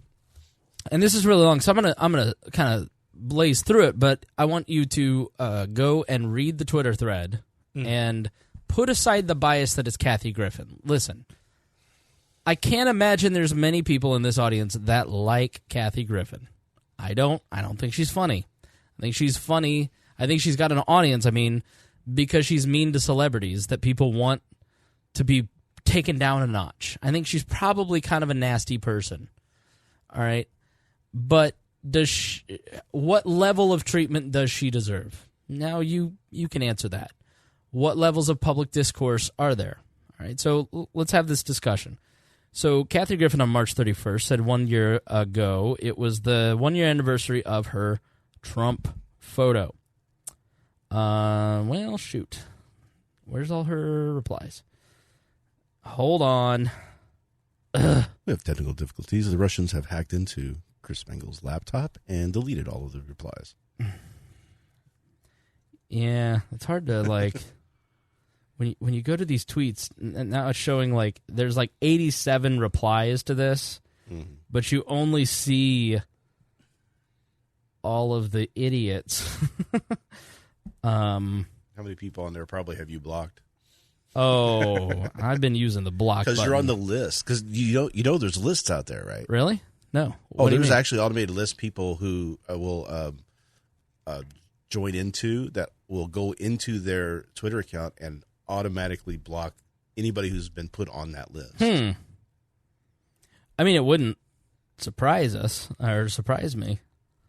And if you say anything that's outside the echo chamber, you get put on the list. Right. So clearly you listened to Sean Hannity and deleted all your data?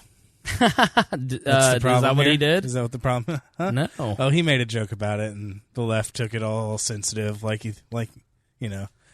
You didn't hear about it? I didn't. No. I surprisingly, Gault, I don't keep up with Sean Hannity news. Oh, wow. I just don't. It's just Google. It's on Google. Facebook training's going away, so can't follow that anymore. What piece of new censorship did I just hear about? Oh, no, it wasn't censorship. It was the Google. Did you see the Google salad? No. Thing? Oh, the egg. They took the egg out of the emoji on the salad. Completely unironically, the emoji czar for Google redesigned the salad emoji to take out the egg to make it more vegan inclusive. And of course that offended someone. Oh, everybody was pissed. The egg is gone. Oh my God. But for real though, egg is good in salad. I agree. I like it. I agree. I think a nice hard-boiled egg in a salad is a good thing. Mm-hmm. Yeah. Let's see. You what's been going on with you? We're small talking now. Oh, not much. Yeah, I guess I can throw in an ad for Comcast Business. Nice. Okay, so this link has a lot of it. So Kathy Griffin, as you know, on May 31st, put out that tweet where she was holding up the bloody head of Donald Trump. Now, she is talking about how she's going to post a lengthy, I mean, it's like 50 different tweets, where she essentially talks about her experience in the aftermath of that and what happened. Now, at the time I criticized it, basically, I just saw what I said, and it was, I applaud Kathy Griffin for finally helping us find the limits of anti-Trump hate. I was against it because I, like everyone else, assumed she was decapitating the president, and that's beyond the pale. And even as she later says, what was the point of the mask? It got lost in the mix. The image was inspired by Trump's sexist comments to Don Lemon about Megyn Kelly. So the mask photo was meant to be a play on those sexist comments, blood coming out of her wherever. I am no Megyn Kelly fan, but she made horrible racist remarks. But there's no doubt her comments about Trump's comments were sexist. I'd like to see what racist comments Megyn Kelly has said. She seems pretty vanilla to me. The photo shoot for the Trump mask photo was actually for new photographs for her headshot. We decided to do it last minute. My assistant went out and bought the Halloween mask and ketchup. That was the elaborate setup. Did I know the photo would cause controversy? Of course. But I thought it would be a 1 or 2 day thing. The point was to do something provocative in an attempt to keep the spotlight shining on his sexism. In my mind, that's the role comics are supposed to play. I think she's full of shit there. I think she wanted the controversy to promote her new tour. Because every article would include that she was going out on tour. Well, I wouldn't say it's something that necessarily comics are supposed to, but artists in general like to push boundaries and evoke conversation. Right. And that's certainly, I think, what she was trying for, too. Right. There's a lot of stuff on Google about Megyn Kelly being a racist. Really? Yeah. All right. Well, maybe she's she racist. She said Santa Claus is white and you need to get over it, and so is Jesus. Okay. Well, Jesus was probably Semitic and Mediterranean. That's what she said. Jesus was a white man, too. Okay. Well, all right, Megan. Are whatever. People white now? I don't know. Santa is whatever. Never mind. I don't want to accidentally spoil it. I want to get into the history of Santa. Do you have children that listen? You don't want to spoil the secret of Santa Claus? Is that what you're about to say? My niece will sometimes ask Mommy if we can listen to Uncle Tiss. She's 4. Okay. So she needs to understand that Santa so we shouldn't is curse white anymore? is important. Yeah. Oh, Yeah, for sure. I know. She goes, every time I curse, she goes, Uncle Tiss say naughty word. She knows I'm not serious. So she writes, after my apology video, things started to calm down, but the next morning Trump tweeted this, which started a process I was completely naive to, which I like to call the Trump wood chipper. On that day, I learned the power of the presidency and the power of the Trump machine. Immediately, the death threats started pouring in again after the first, but the more violent and serious than the previous night. The news networks broke into their programming to put his tweet up. The way I look at it is Trump is the most powerful news director and campaign director. A tweet from Obama was just a message. A tweet from Trump is an order to his millions of followers and the news media, and that day I was the target of that order. I don't think he is expressly saying it, but listeners, you're just going to have to trust me on this. I have run accounts with hundreds of thousands of followers based on personalities, and there is incredible power in that. There is incredible power in directing people to do things when you are running an account of that size based around personalities. If you have a big account like Tide, you're not really directing a lot of people to do stuff. But if you're a personality, especially a political personality, and especially the President of the United States, and one as beloved and as divisive as Donald Trump, his Twitter is immensely powerful. It's a call to action. And it carries with it some measure of force behind it due to his elected office. I don't think he doesn't know it. And of course he knows it. Yeah. There isn't any way that Donald Trump doesn't know exactly what he's doing when he hits publish. Well, Donald Trump has a right to fight back. He's only giving his opinion. What's wrong with that? Donald Trump gives up some of the not comforts. Some of the, when you become president, you give up some things. You're no longer a regular citizen who can shitpost on the internet. You're the president of the United States who commands the biggest military in the history of humanity and the biggest economy in the world, and you need to do some things that are wise. Okay. Unless you got elected by an army of shitposters and you're the lead shitposter, and that is who you are. Shitposter in chief, you know. But there's a human being. That's their identity. There's a human being. There's human beings on the other side of this stuff. Like, at what point? But like Ryan said, I mean, they don't see them as people anymore. Yeah. That's how they can lash out at them. But my point is, so what? What's the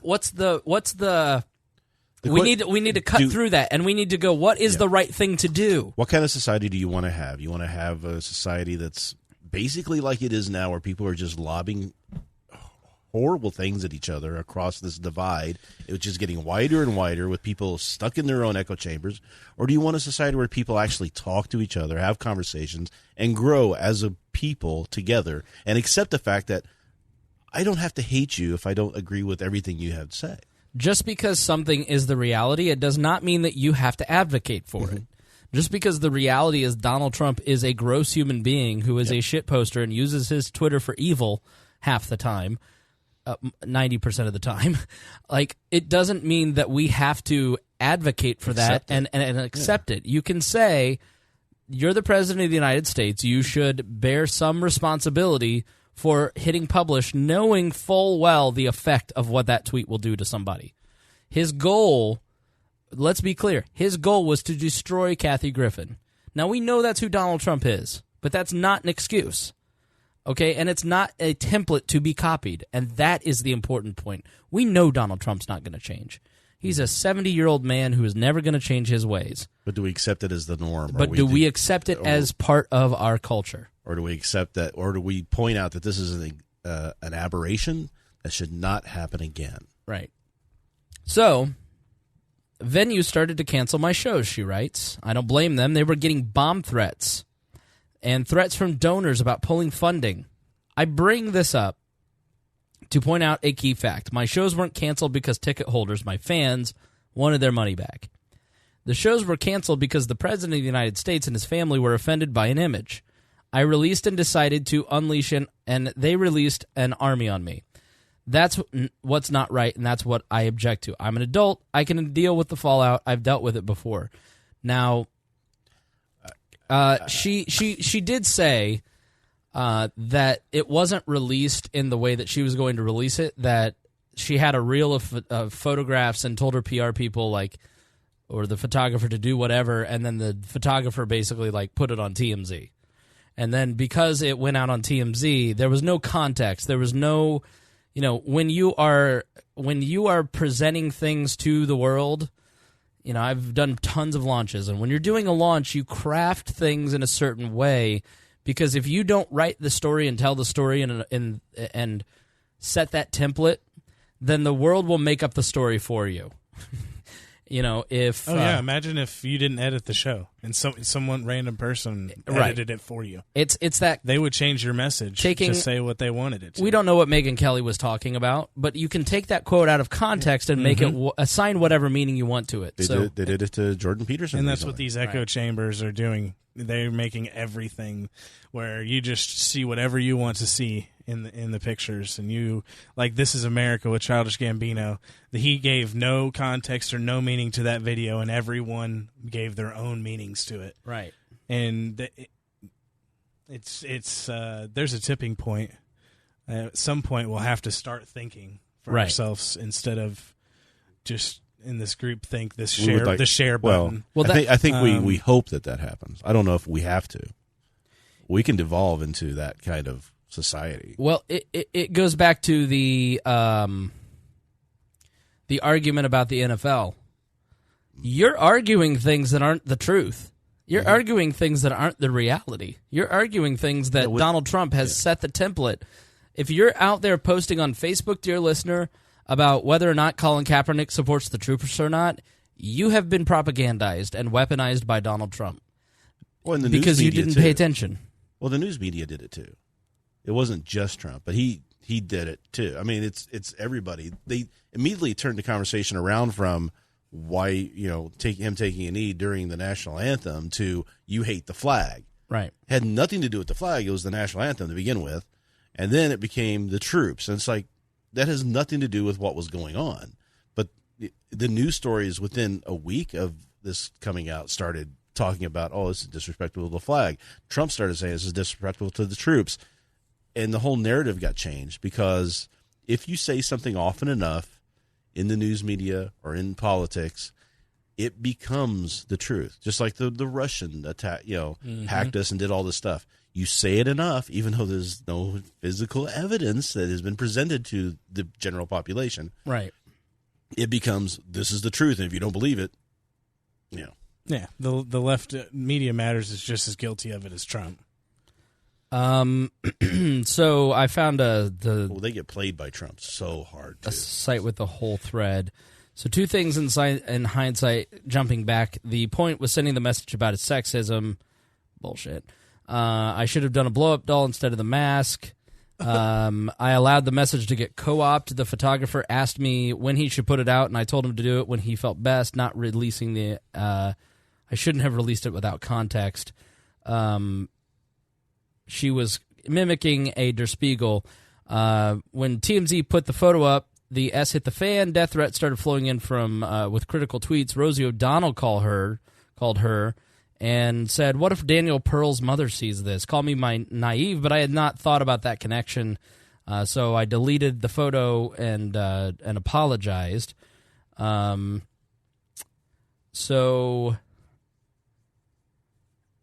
Then says, "I'm a comedian. I should be allowed to say whatever I want." There's a weird thing going on right now. I'm a comedian, so I'm going to be a political pundit. And then when they get hit, I'm just a comedian.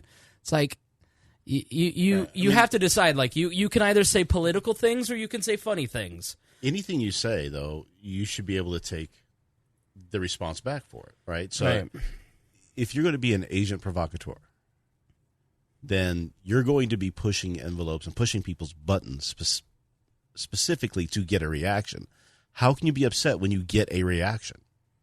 You're never going to get a great reaction. It's never going to be, "Oh, we all agree with you. You're a wonderful person. Let's raise you up and make you president." That's not going to happen. Okay, so she basically says Trump gives an order. Mm-hmm.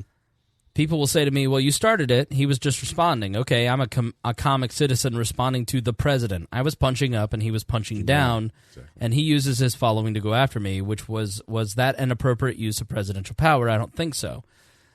Someone in the group said, I don't agree with this concept of punching up and punching down. You can buy into that, but there are thousands of listeners to this podcast. If I chose a random listener to the show and I just started a campaign of constantly berating them and telling you guys to think a certain way about a certain person, eventually that works. Mm-hmm. And you have 200 Twitter followers, you can't fight back. You can't fight back against someone who has a million. Or you end up wasting all of your energy doing that, right? And never can accomplish what you're looking to do anyway. It just wears you down so much. Or that becomes what you want to do, is manipulation. Yeah, someone like Melissa Donahue and I are pretty equal in terms of our platform. And Melissa Donahue, you have no idea how hard it is to really counter someone who has had a 3-year vendetta to make me look like a misogynist and a racist and a... how do you go back and fight that? Like, how do you fight someone who is willing to just make things up about you? You can't fight crazy. You can't. And so... Really, you just make it worse by trying.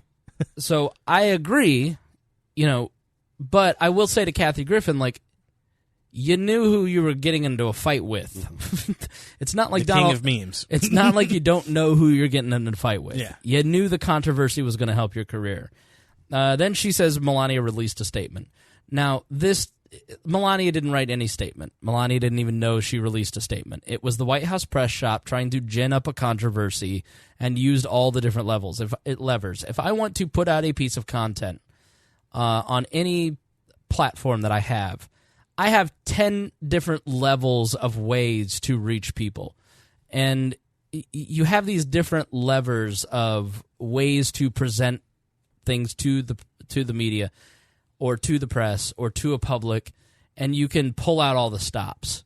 This wasn't a full court press, but this was definitely something where the White House team intentionally wanted to use this photo to get sympathy for Donald Trump. And remember who was in charge of that at the time was still, I think, Steve Bannon, wasn't it? Yes, it was. So there you go. I have a First right amendment to put out these images. People may not come to my shows. They may not buy my books, but I have the right.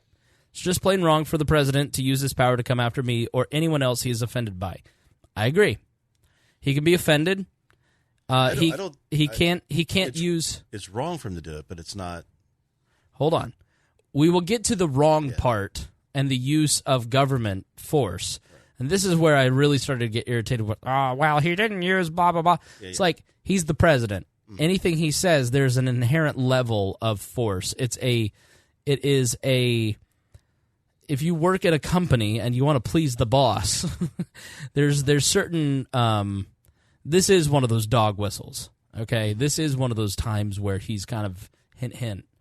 But putting out even hint. He says it outright. Right. To do stuff. Like he told, when he was running for office, and he's like, I'll pay your fines if you go punch him. And then you'll punch him. Yeah. Kathy Griffin has a right to say it. Absolutely. Without fear of any kind of prosecution or persecution from any government agency. Violence. Or physical violence. She has absolutely every right to say it. But you do that, you're probably going to get some shows canceled. There's consequences to what you say.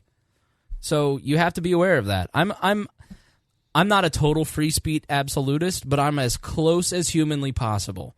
Like if you're a free speech absolutist, for instance, child pornography airing on television is someone's right to free speech, and if you want that taken down, then you are violating their right of free speech in the private sphere.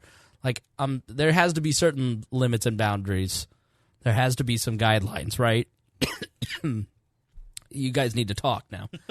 Well, there's boundaries in that, in the fact that child pornography, of course, is a violation of the right of the person who's involved in it. I agree. Blah, blah, blah. Yeah, it's not a free speech issue, though. Child pornography.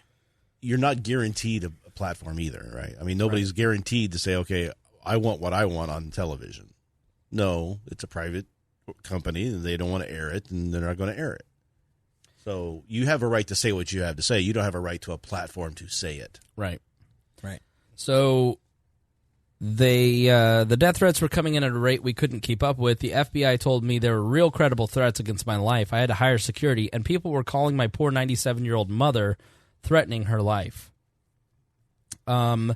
She then goes on to say, and this is the part that was shocking to me, after I posted that apology video, things calmed down. In the midst of all this, bomb threats were being called into my shows that had already been scheduled. I later learned the bomb threats were robocalls. So she says robocalls were being used. People were using machines to systematically and constantly call the phone numbers of the venues that were holding her comedy shows. If that's true, that's beyond the pale abuse. Like, that is crazy. Who was putting those together?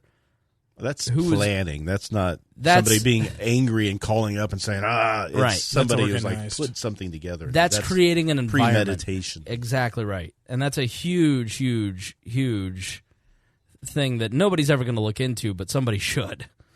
Well, and then you have to go back to who was in charge of the White House at the time and who does a lot of robocalling. Absolutely. You have to wonder. It may not have been followers at all. It could have been coming straight out of the White House. Check the area code of those robocalls, Right. The shows were canceled because the President of the United States were offended by an image and decided to unleash an army. So I guess it comes down to, like, at what point are you, as a Trump supporter or a person who hates Kathy Griffin, at what point are you willing to say enough? Like, what's your limit? And I think, like, this... You've seen it. There's no limit.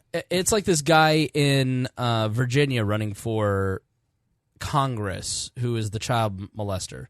Like, let's just be honest. Trying to say he's a libertarian, too. Yeah, he claims to be a neo-reactionary libertarian and an Libertarian ANCAP. Party said they kicked him out years ago. They would never stand for any office for them. I was trying to...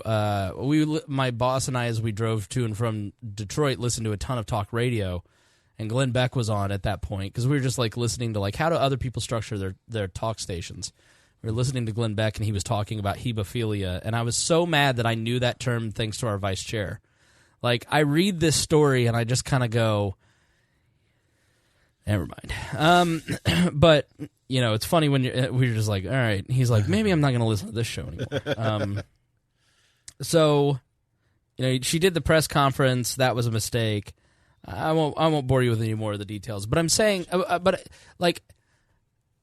and Beck in this segment was making the point of, where's your line? Mm-hmm. So they started out, here's a candidate. Let's talk about his stance on taxes. He's for low taxes, if not none. All right, great. Where does he stand on this? Oh, that's great. I agree. Where does he stand on this? Awesome. Where does he stand on child molestation? It's okay. Oh, okay. Where does and then he goes, where does the Democrats stand? They're against child molestation, but against all that other stuff. So at what point does this guy's better than the lib, this guy's better than the statist, at what point are you going to draw the line? And this guy's going to get votes. There's going to be... How many people voted for Trump, and how maybe he got elected just for that concept of, we just don't want Hillary in. Yeah. So we'll take anything other than Hillary. Well, you got anything. Yeah, and Trump is certainly not in this guy. There's no moral equivalency between these two guys. But, like, I thought it was a really salient point. Mm-hmm. In these cultural conversations, where's your line? Yep. Are you going to stick up for the Hollywood liberal drug addict when you're a Christian conservative baby boomer? Mm-hmm. Are you going to vote for the ANCAP who's running for Congress? Despite the whole child molestation thing, well, he's better than the other guy. Are you going to allow Kathy Griffin to have robocalled death threats to her venues to destroy her career just because I don't like Kathy Griffin? She seems pretty liberal. Like, at what point are you willing to draw the line? A lot of those Trump followers who are into that are just, they want to see the left taking down a peg. Right. They want to see these celebrities who are trying to preach them and say, that you should think this way and you should think that way, and they don't agree with it, and they want to see that cut down at the knees. Maybe not literally, but maybe some of them do, and that's just scary, is that they will go along with this right up to the point where it finally hits them that they've gone too far. Right. And I don't know where that line's going to be for a lot of those people, because I think they have a lot of anger and frustration that they're trying to get out, and it's being fueled and for political purposes, right? It's being tapped into. It's being fueled. It's being echo chambered up and ratcheted and ratcheted and ratcheted. So at what point do they go, we have gone too far? Right. I'm afraid to see where that line is, because I don't think it ends without violence. If we break out of already this, past the logic line. no, we're way past the logic So- line, and libertarians are as guilty of it as anybody. I watch the libertarian movement sometimes, and I just go, I don't know why I'm here. Because I thought libertarians were the rational ones. I thought they were the ones who applied independent thinking to everything. And then, you say, I don't like the way Ron Paul handled that whole LP convention thing. And, secret screenshots being released today just prove everything that the other side was saying was correct.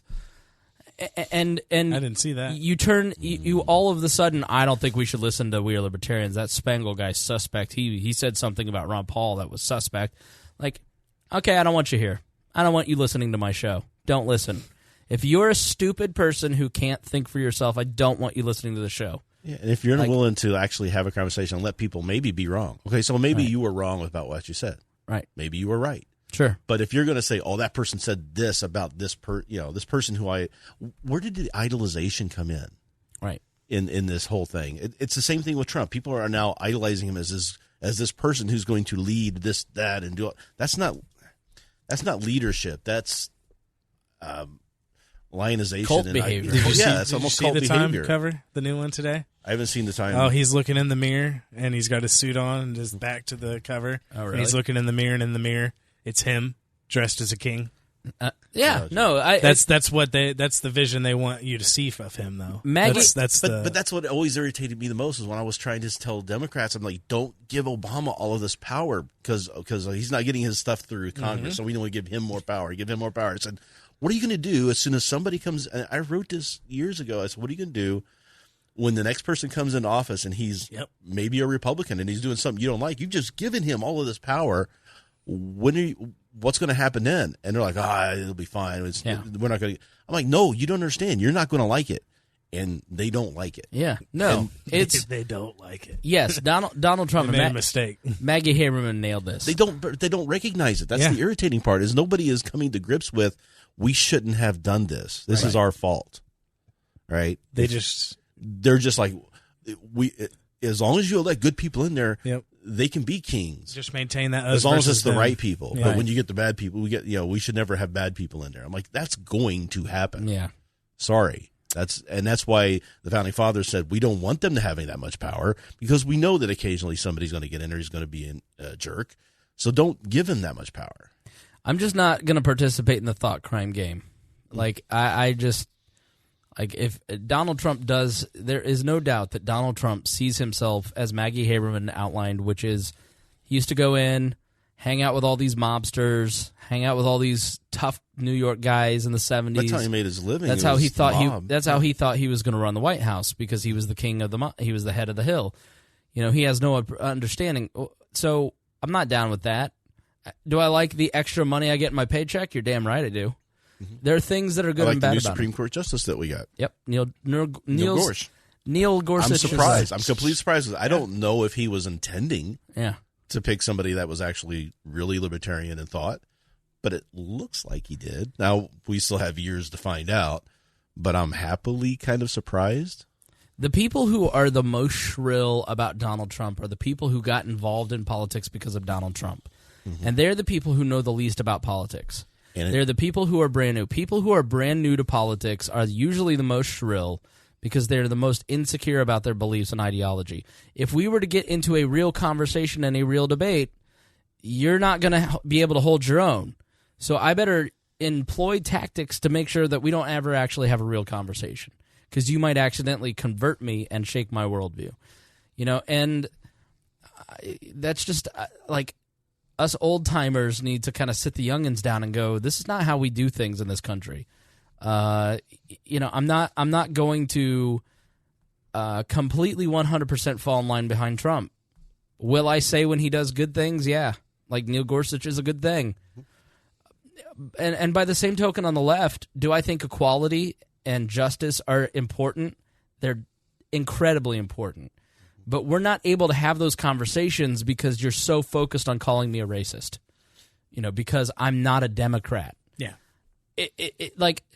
They're not even listening to what you're really saying. No. Nobody's listening to anybody. It's like everybody's standing in a circle screaming at each other with soundproof headphones on. And it's just like not productive. I don't want to participate. No thanks. I'll just do my little podcast over here. And even if the libertarians are going to be like that, I'm going to take the libertarians that are like me and the people that are thoughtful, and we're going to go over here and we're going to have our own little thing like we do. We eat tea and crumpets. Eat tea and crumpets. Replace, watch the world burn. Replace Donald Trump with Ron Paul in that thing you just said. Yeah. Ooh. No, it's for sure. How many people are in a party because of Ron Paul who'd Me. never been in politics before, or new to it, or trying to get pulled into by this new caucus? Right. That you can't have conversations. That's the irritating part. Right. All right. Well, I feel like we had one. Any other things you guys would like to say about this before we wrap up?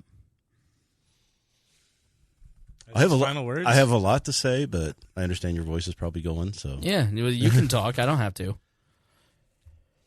Well, I kind of wanted to go back to the cake thing because I have a little bit to question about. Now, I'm not going to be doing a lot of preaching at this point, but I want to say, at what point was Gary Johnson right? Because I don't think at all. well, but what do you think his position was? Well, in listening and watching that debate with Austin Peterson and John McAfee, where he kind of like sheepishly said, "Yeah, I think they should have to bake the cake."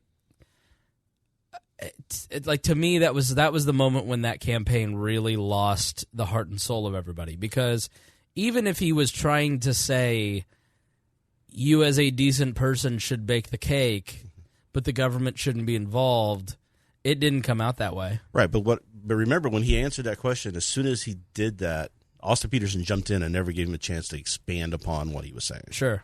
He did come out and say the next day what he was saying there. You're explaining, you're losing. That's how politics works. Yeah, true. But Austin's a great politician. But let's go back to what was being said, though.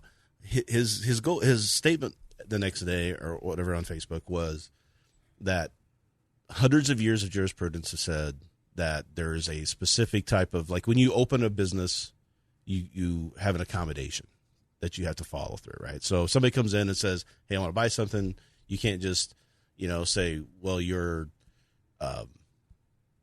black, get out." Right? Generally, right. You're going to offer, if you offer services, everybody can access those services. Right. So what he was saying was, if you make a cake and you have like 25 cakes sitting in a little thing, and somebody comes in and picks one up and goes over and says, "I want to buy this cake," you go, "Okay, I'll sell them the cake." Right.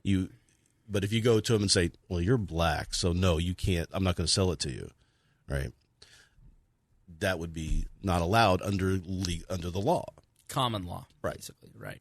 But if you would come in and say, "Hey, I want you to decorate this cake in a certain way," then the person has a First Amendment right to say, "No, I'm not going to do that."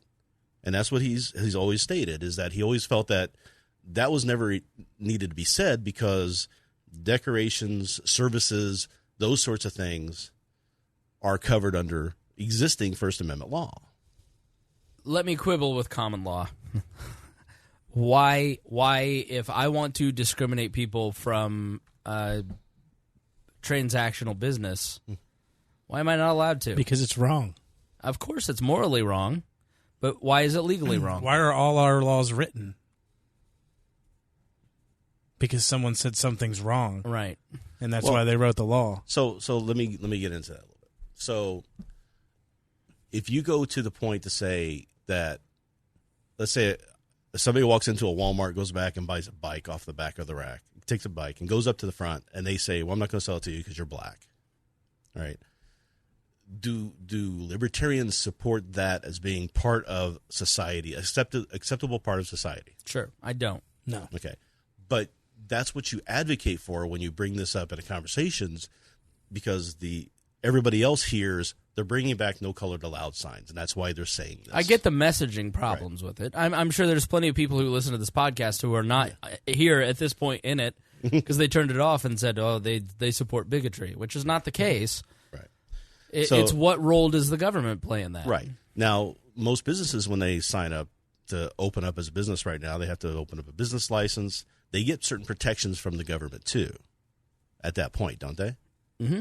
So they get protections from, like, if you go after that business and you run it in, you sue them to the point where they have to go bankrupt, it's not affecting the person individually. So they have protection from that business. Right, it's corporate protection, right. While they're getting that protection, isn't there expectation that they follow a basic level of entrance into the marketplace for everybody based off of race, color, and gender? Yeah, but I'd argue why should business licenses and corporations they shouldn't even exist? But that's my thing Right. is we should be focusing on getting rid of, as libertarians, getting rid of that sort of stuff first, so that when somebody goes after and says, okay, I'm not going to let black people into my business, that when the backlash comes, it doesn't just affect that business, it affects that person. It's a real decision they have to make, because they're affecting some other person when they make that decision to not allow them into the store. Right. So as libertarians, I think we need to be focusing on getting that stuff taken care of first, and seeing if the issues that those laws were brought up to fight with before don't come back. So you could have communities that, let's say they have 5 grocery stores in there, and they get all their food from these specific suppliers. If those suppliers were to get together and those business owners were to get together in one of the clubs that we talked about beforehand, and agree that we're not going to sell to anybody of color. Now, this we're talking 10, 15 people. A cartel, basically. Yeah, a little cartel a racist that runs, cartel, right. That could happen. Sure. So how do you fight against that? And it doesn't necessarily be black people, but people aren't the most logical and free-thinking people in the world. What happens if there's another terrorist attack? Now, this anti-Muslim thing that's already kind of swirling anyway ratchets it up real quick. Now you're impacting a whole society out of fear-based thought processes by human beings. When do we as libertarians say we need to protect the rights of those minority people, those individuals who are being unable to enter the free marketplace fairly? Right? Mm-hmm. Is that a right that we should be protecting or not as libertarians? The freedom the of free entry into the marketplace. Yeah.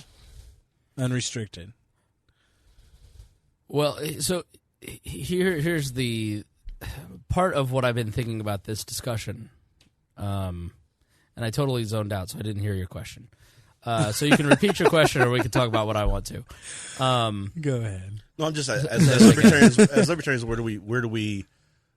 Is there a right to free entry into a marketplace, an inalienable right? That if we're going to focus our society around the market, but it's a functional exist. I mean, it's not a matter of, like, in a libertarian society, for instance, like the government can have business licenses and control who has access to a market. That's part of the problem with it, is that you can use the force of government to compel those business owners to act in a way that is against their conscience. Mm-hmm. In a free market society where you don't have licensure, I can't say that word, you don't, it's not a matter of allowing entry. It's a matter of, does the person have the capital to set up a shingle on the outside and join the marketplace? The marketplace, people in their own economic interest will then choose whether or not that person is a worthy member of that community, that marketplace. But is it always economically based thought processing? It's emotional. It's sometimes fear-based. No, but I would argue that people, by and large, will always choose their economic benefit over the good of society. So McDonald's, for instance, just announced today that people order more food at a kiosk, and so therefore they're going to eliminate most of their cashiers and implement the kiosks. But then you also have ABC, who took their number one show that they haven't had those no broadcast company had those kinds of ratings for years, and dumped it because of one tweet.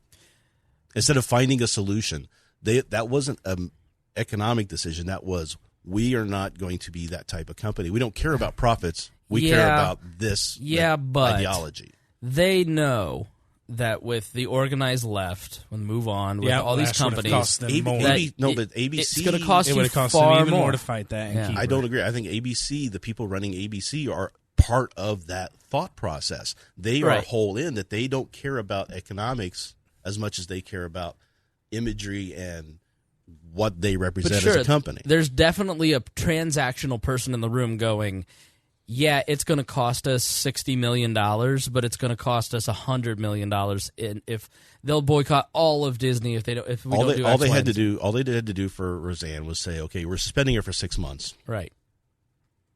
And she has to issue an apology. It could have been done, and they could have still had that show on. They did not want that. They wanted to make an example of her and say we're willing to. They got rid of the ratings were the also other show.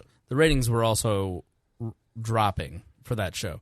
So I still argue that it's 50-50. I get what you're saying, and I understand what you're saying, but I also think that at the end of the day, people are transactional about their money.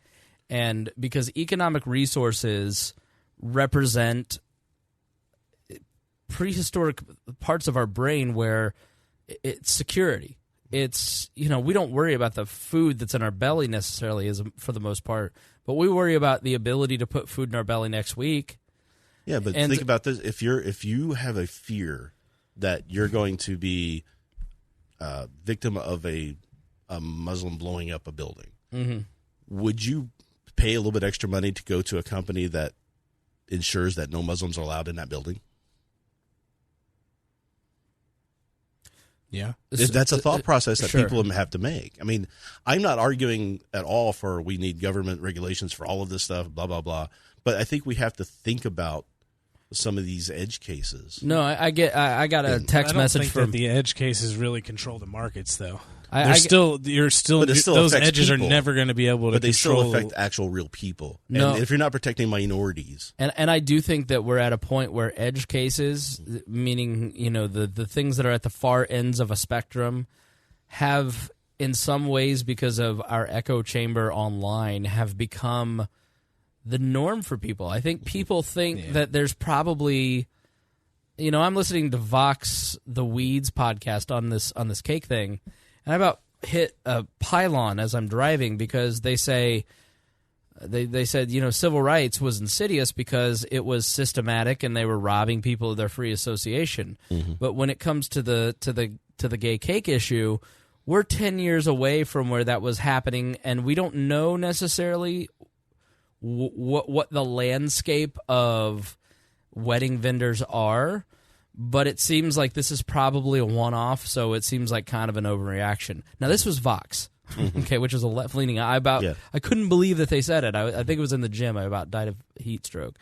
But my point being is that those edge cases, like the gay cake thing, I think people who don't really pay attention think that everybody out there is just being discriminated against and nobody's getting a gay cake. Right. When in reality, it's one guy who's probably a decent person telling two other decent people, I just don't want to do this, man. I'm so sorry. I'll make you cookies.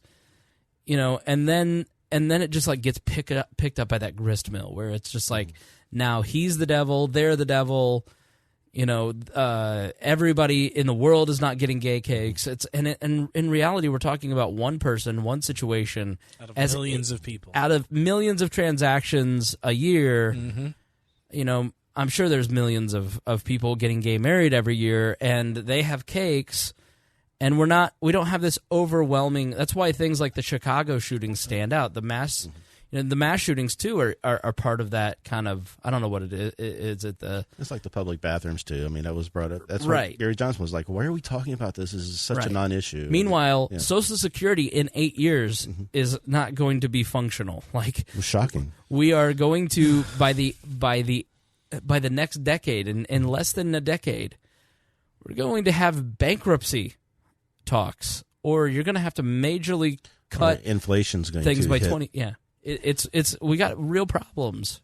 Mm-hmm. All right, that's enough. Instead, of we spent a whole episode talking about whiners on the internet. I think it matters because I think it's what people. It is. I think it really is affecting people's happiness. It's like this, like the conversation I just had. Now, I agree on both sides of the issue. I mean, I fall back and forth through that whole thought process because I don't think it's a done thought process in the libertarian community, and definitely not myself. And I don't think anybody should make that as it's got to be this or it's got to be that. Let's have those conversations. Right. And that's what really irritates me most about echo chambers is that you go outside of what somebody thinks in a conversation, even if you're playing a devil's advocate role, which I do a lot.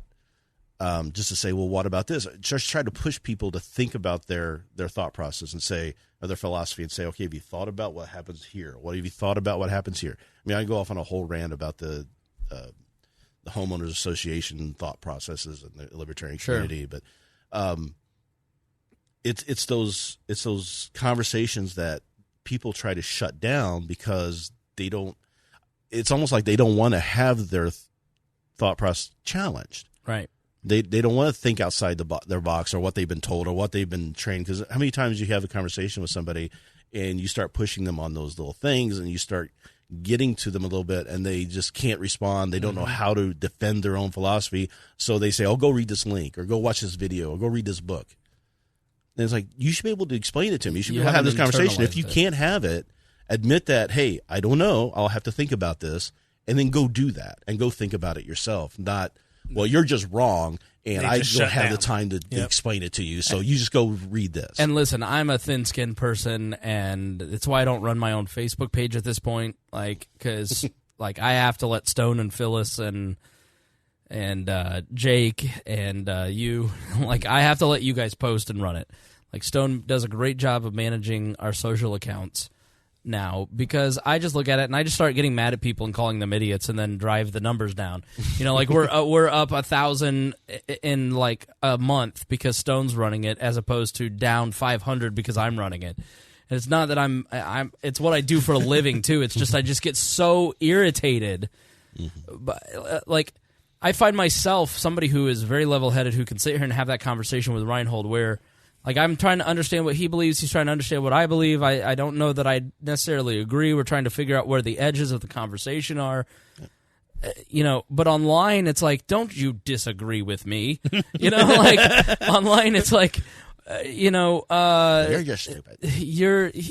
Because you're just a statist. It's I just post things and I mark unfollow on it, so I may or may not. I have to be in the right emotional state to read comments. Because people don't even go and read it. They don't go and read or watch or engage in the content that you've read that you Discord, think is interesting. Discord is better. They don't even read it. They don't even open it. It's better because you can have kind of a chat. And I get into those conversations in the Discord, and I try to do the edge things. And there's a couple guys in there that I can tweak pretty well, and we get into some really long conversations. But at least they're conversing. They're at least having the conversation. It may not be the best form.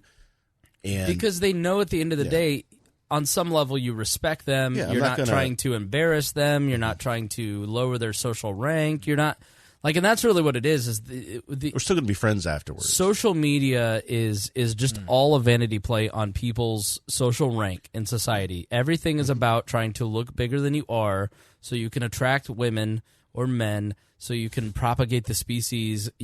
Money is important. So why does everybody on Tinder? Yep. A friend asked today, she says, why does every guy put that they like travel on their Tinder? I go, because every girl puts that they like traveling on Tinder. And so every guy wants to show that they have enough disposable income to take them on trips. So they'll be interesting, and then they display that they have enough income and resources to be a potential mate.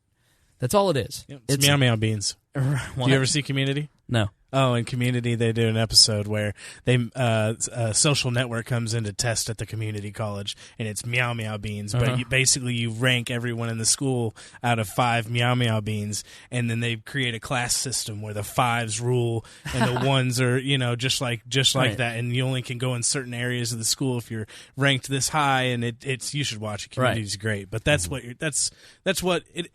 Well, and China's doing something like that right now, where that you can actually social credits. Yeah, you social credits and you vote on people, and that was actually in a book I was telling you about before, where he planned it out. A new society was going to crop up in is a book called Daemon, Daemon. So it was the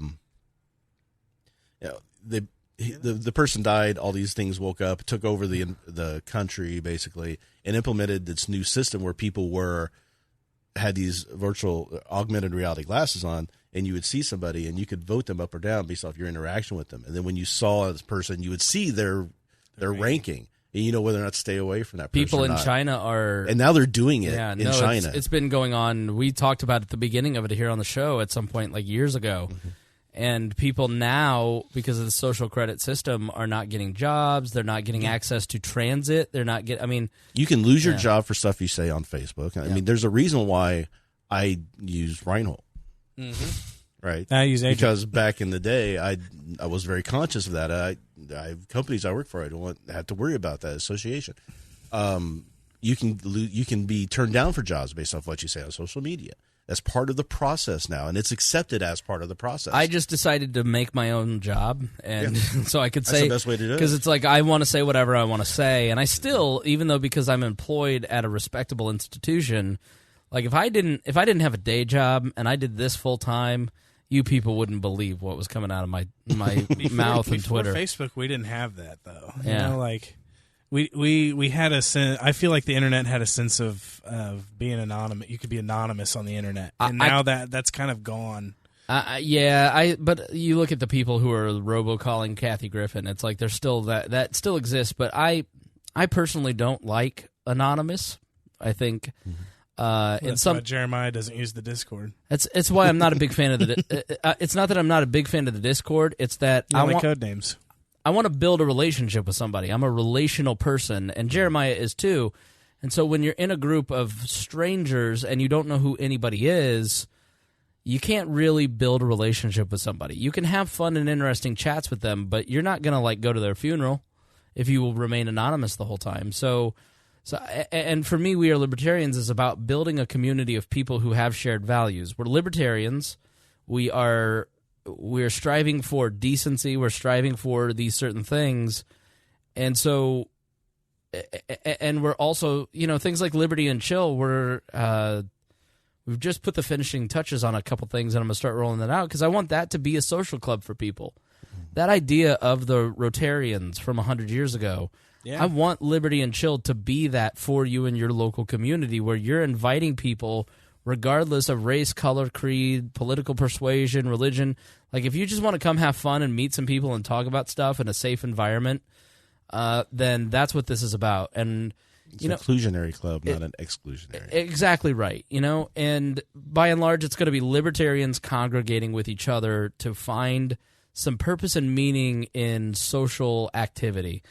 And I was at the one a while back, and a friend of Harry's was there. I think he might have been a friend of yours. But he was full-blown progressive Democrat. Right. And he was just hanging out with us, and we got a great conversation at that. And so it doesn't have to be just libertarian. It just has to be people who are willing to hang out with cool people who are open-minded, who are going to have conversations, but they're not going to be judgy. As long as that doesn't become it stays that way. Oh man, I better stay away from these events. I've never been to one, but I'm going to judge everyone if I go. I do it. You don't tell them that you're judging. Openly judge. They came quietly. They came to this bar event and they're drinking seltzer water. Shut your mouth. Judgment. Shut your mouth. No, we find meaning in other people, and we have let. I think part of it is the. Are we losing empathy as a society? Yeah.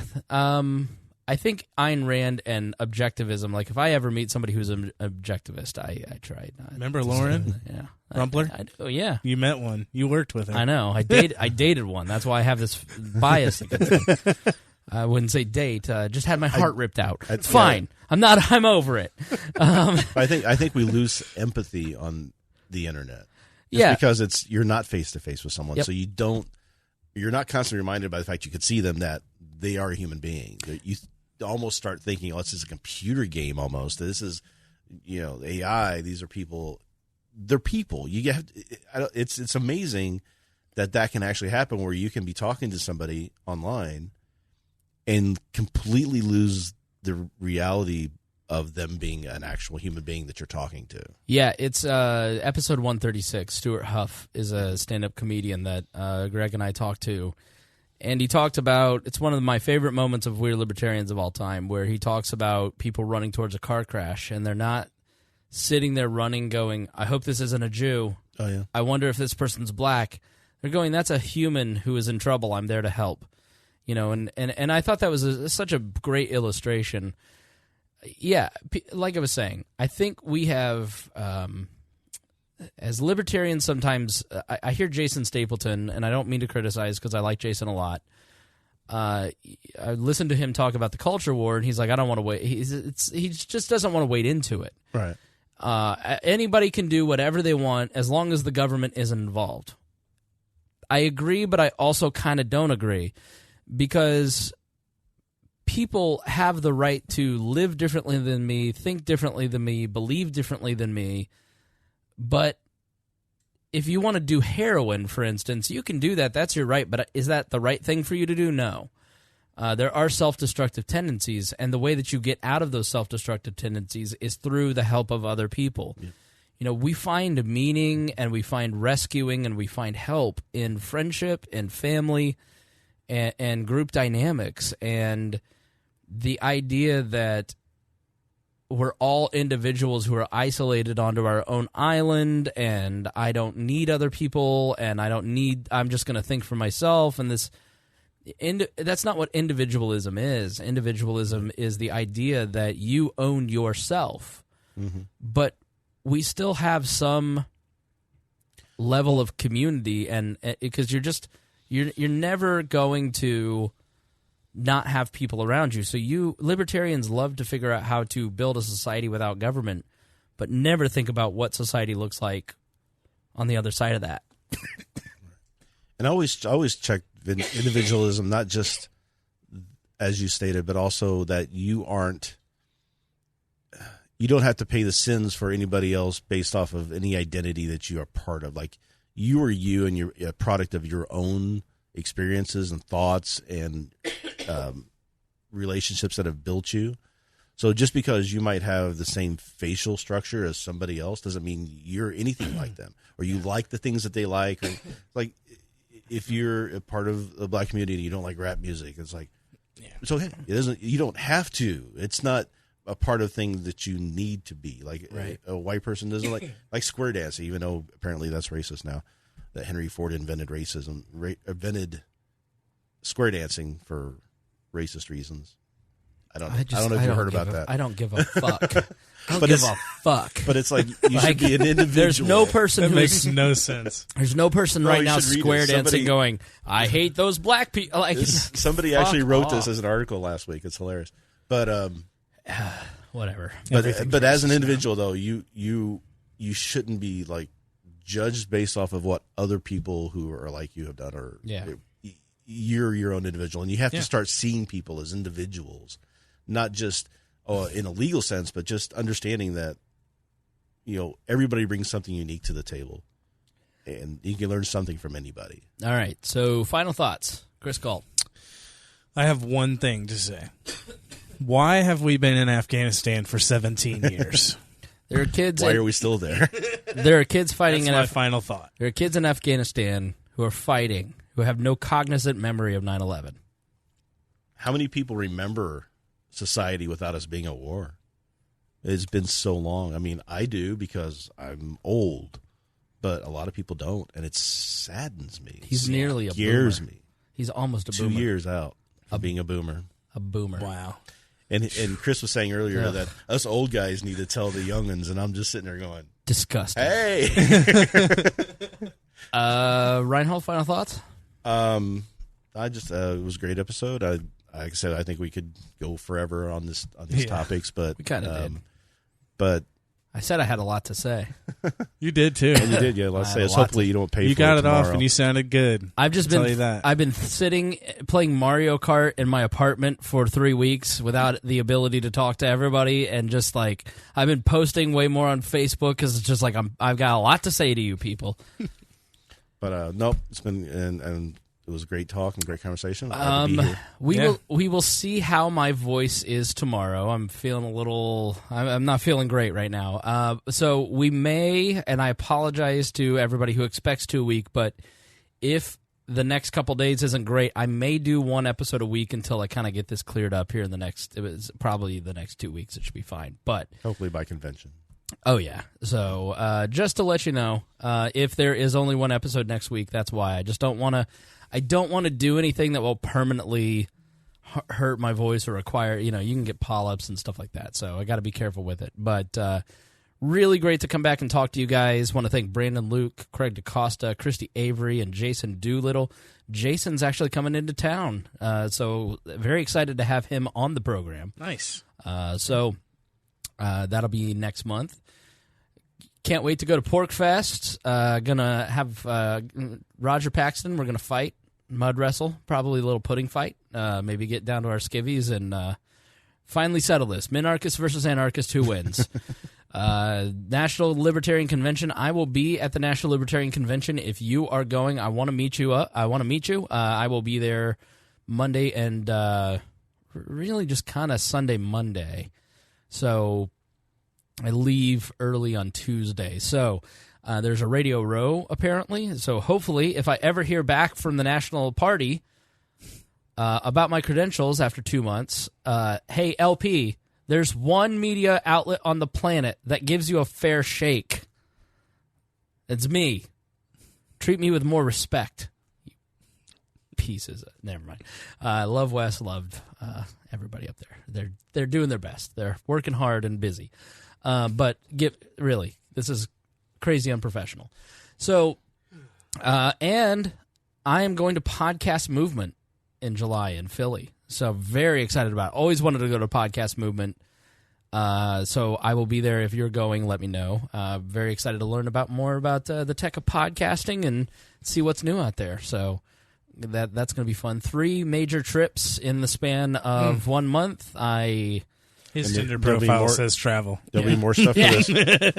There'll be more stuff for the Chris Spangle show on how to do podcasting when you come back from that, right? Yep, absolutely. Nice. Yep, I've got the platform already kind of all built out. I just have never gotten around to it. So, all right, thanks for joining us here on the program, and we will see you next week. Bye. Thank you for listening to this episode of We Are Libertarians. I'm amazed you made it to the very end, and I appreciate that. And that means that you were a true fan of We Are Libertarians, and any true fan of We Are Libertarians should listen to our other podcasts. We have a whole network of shows.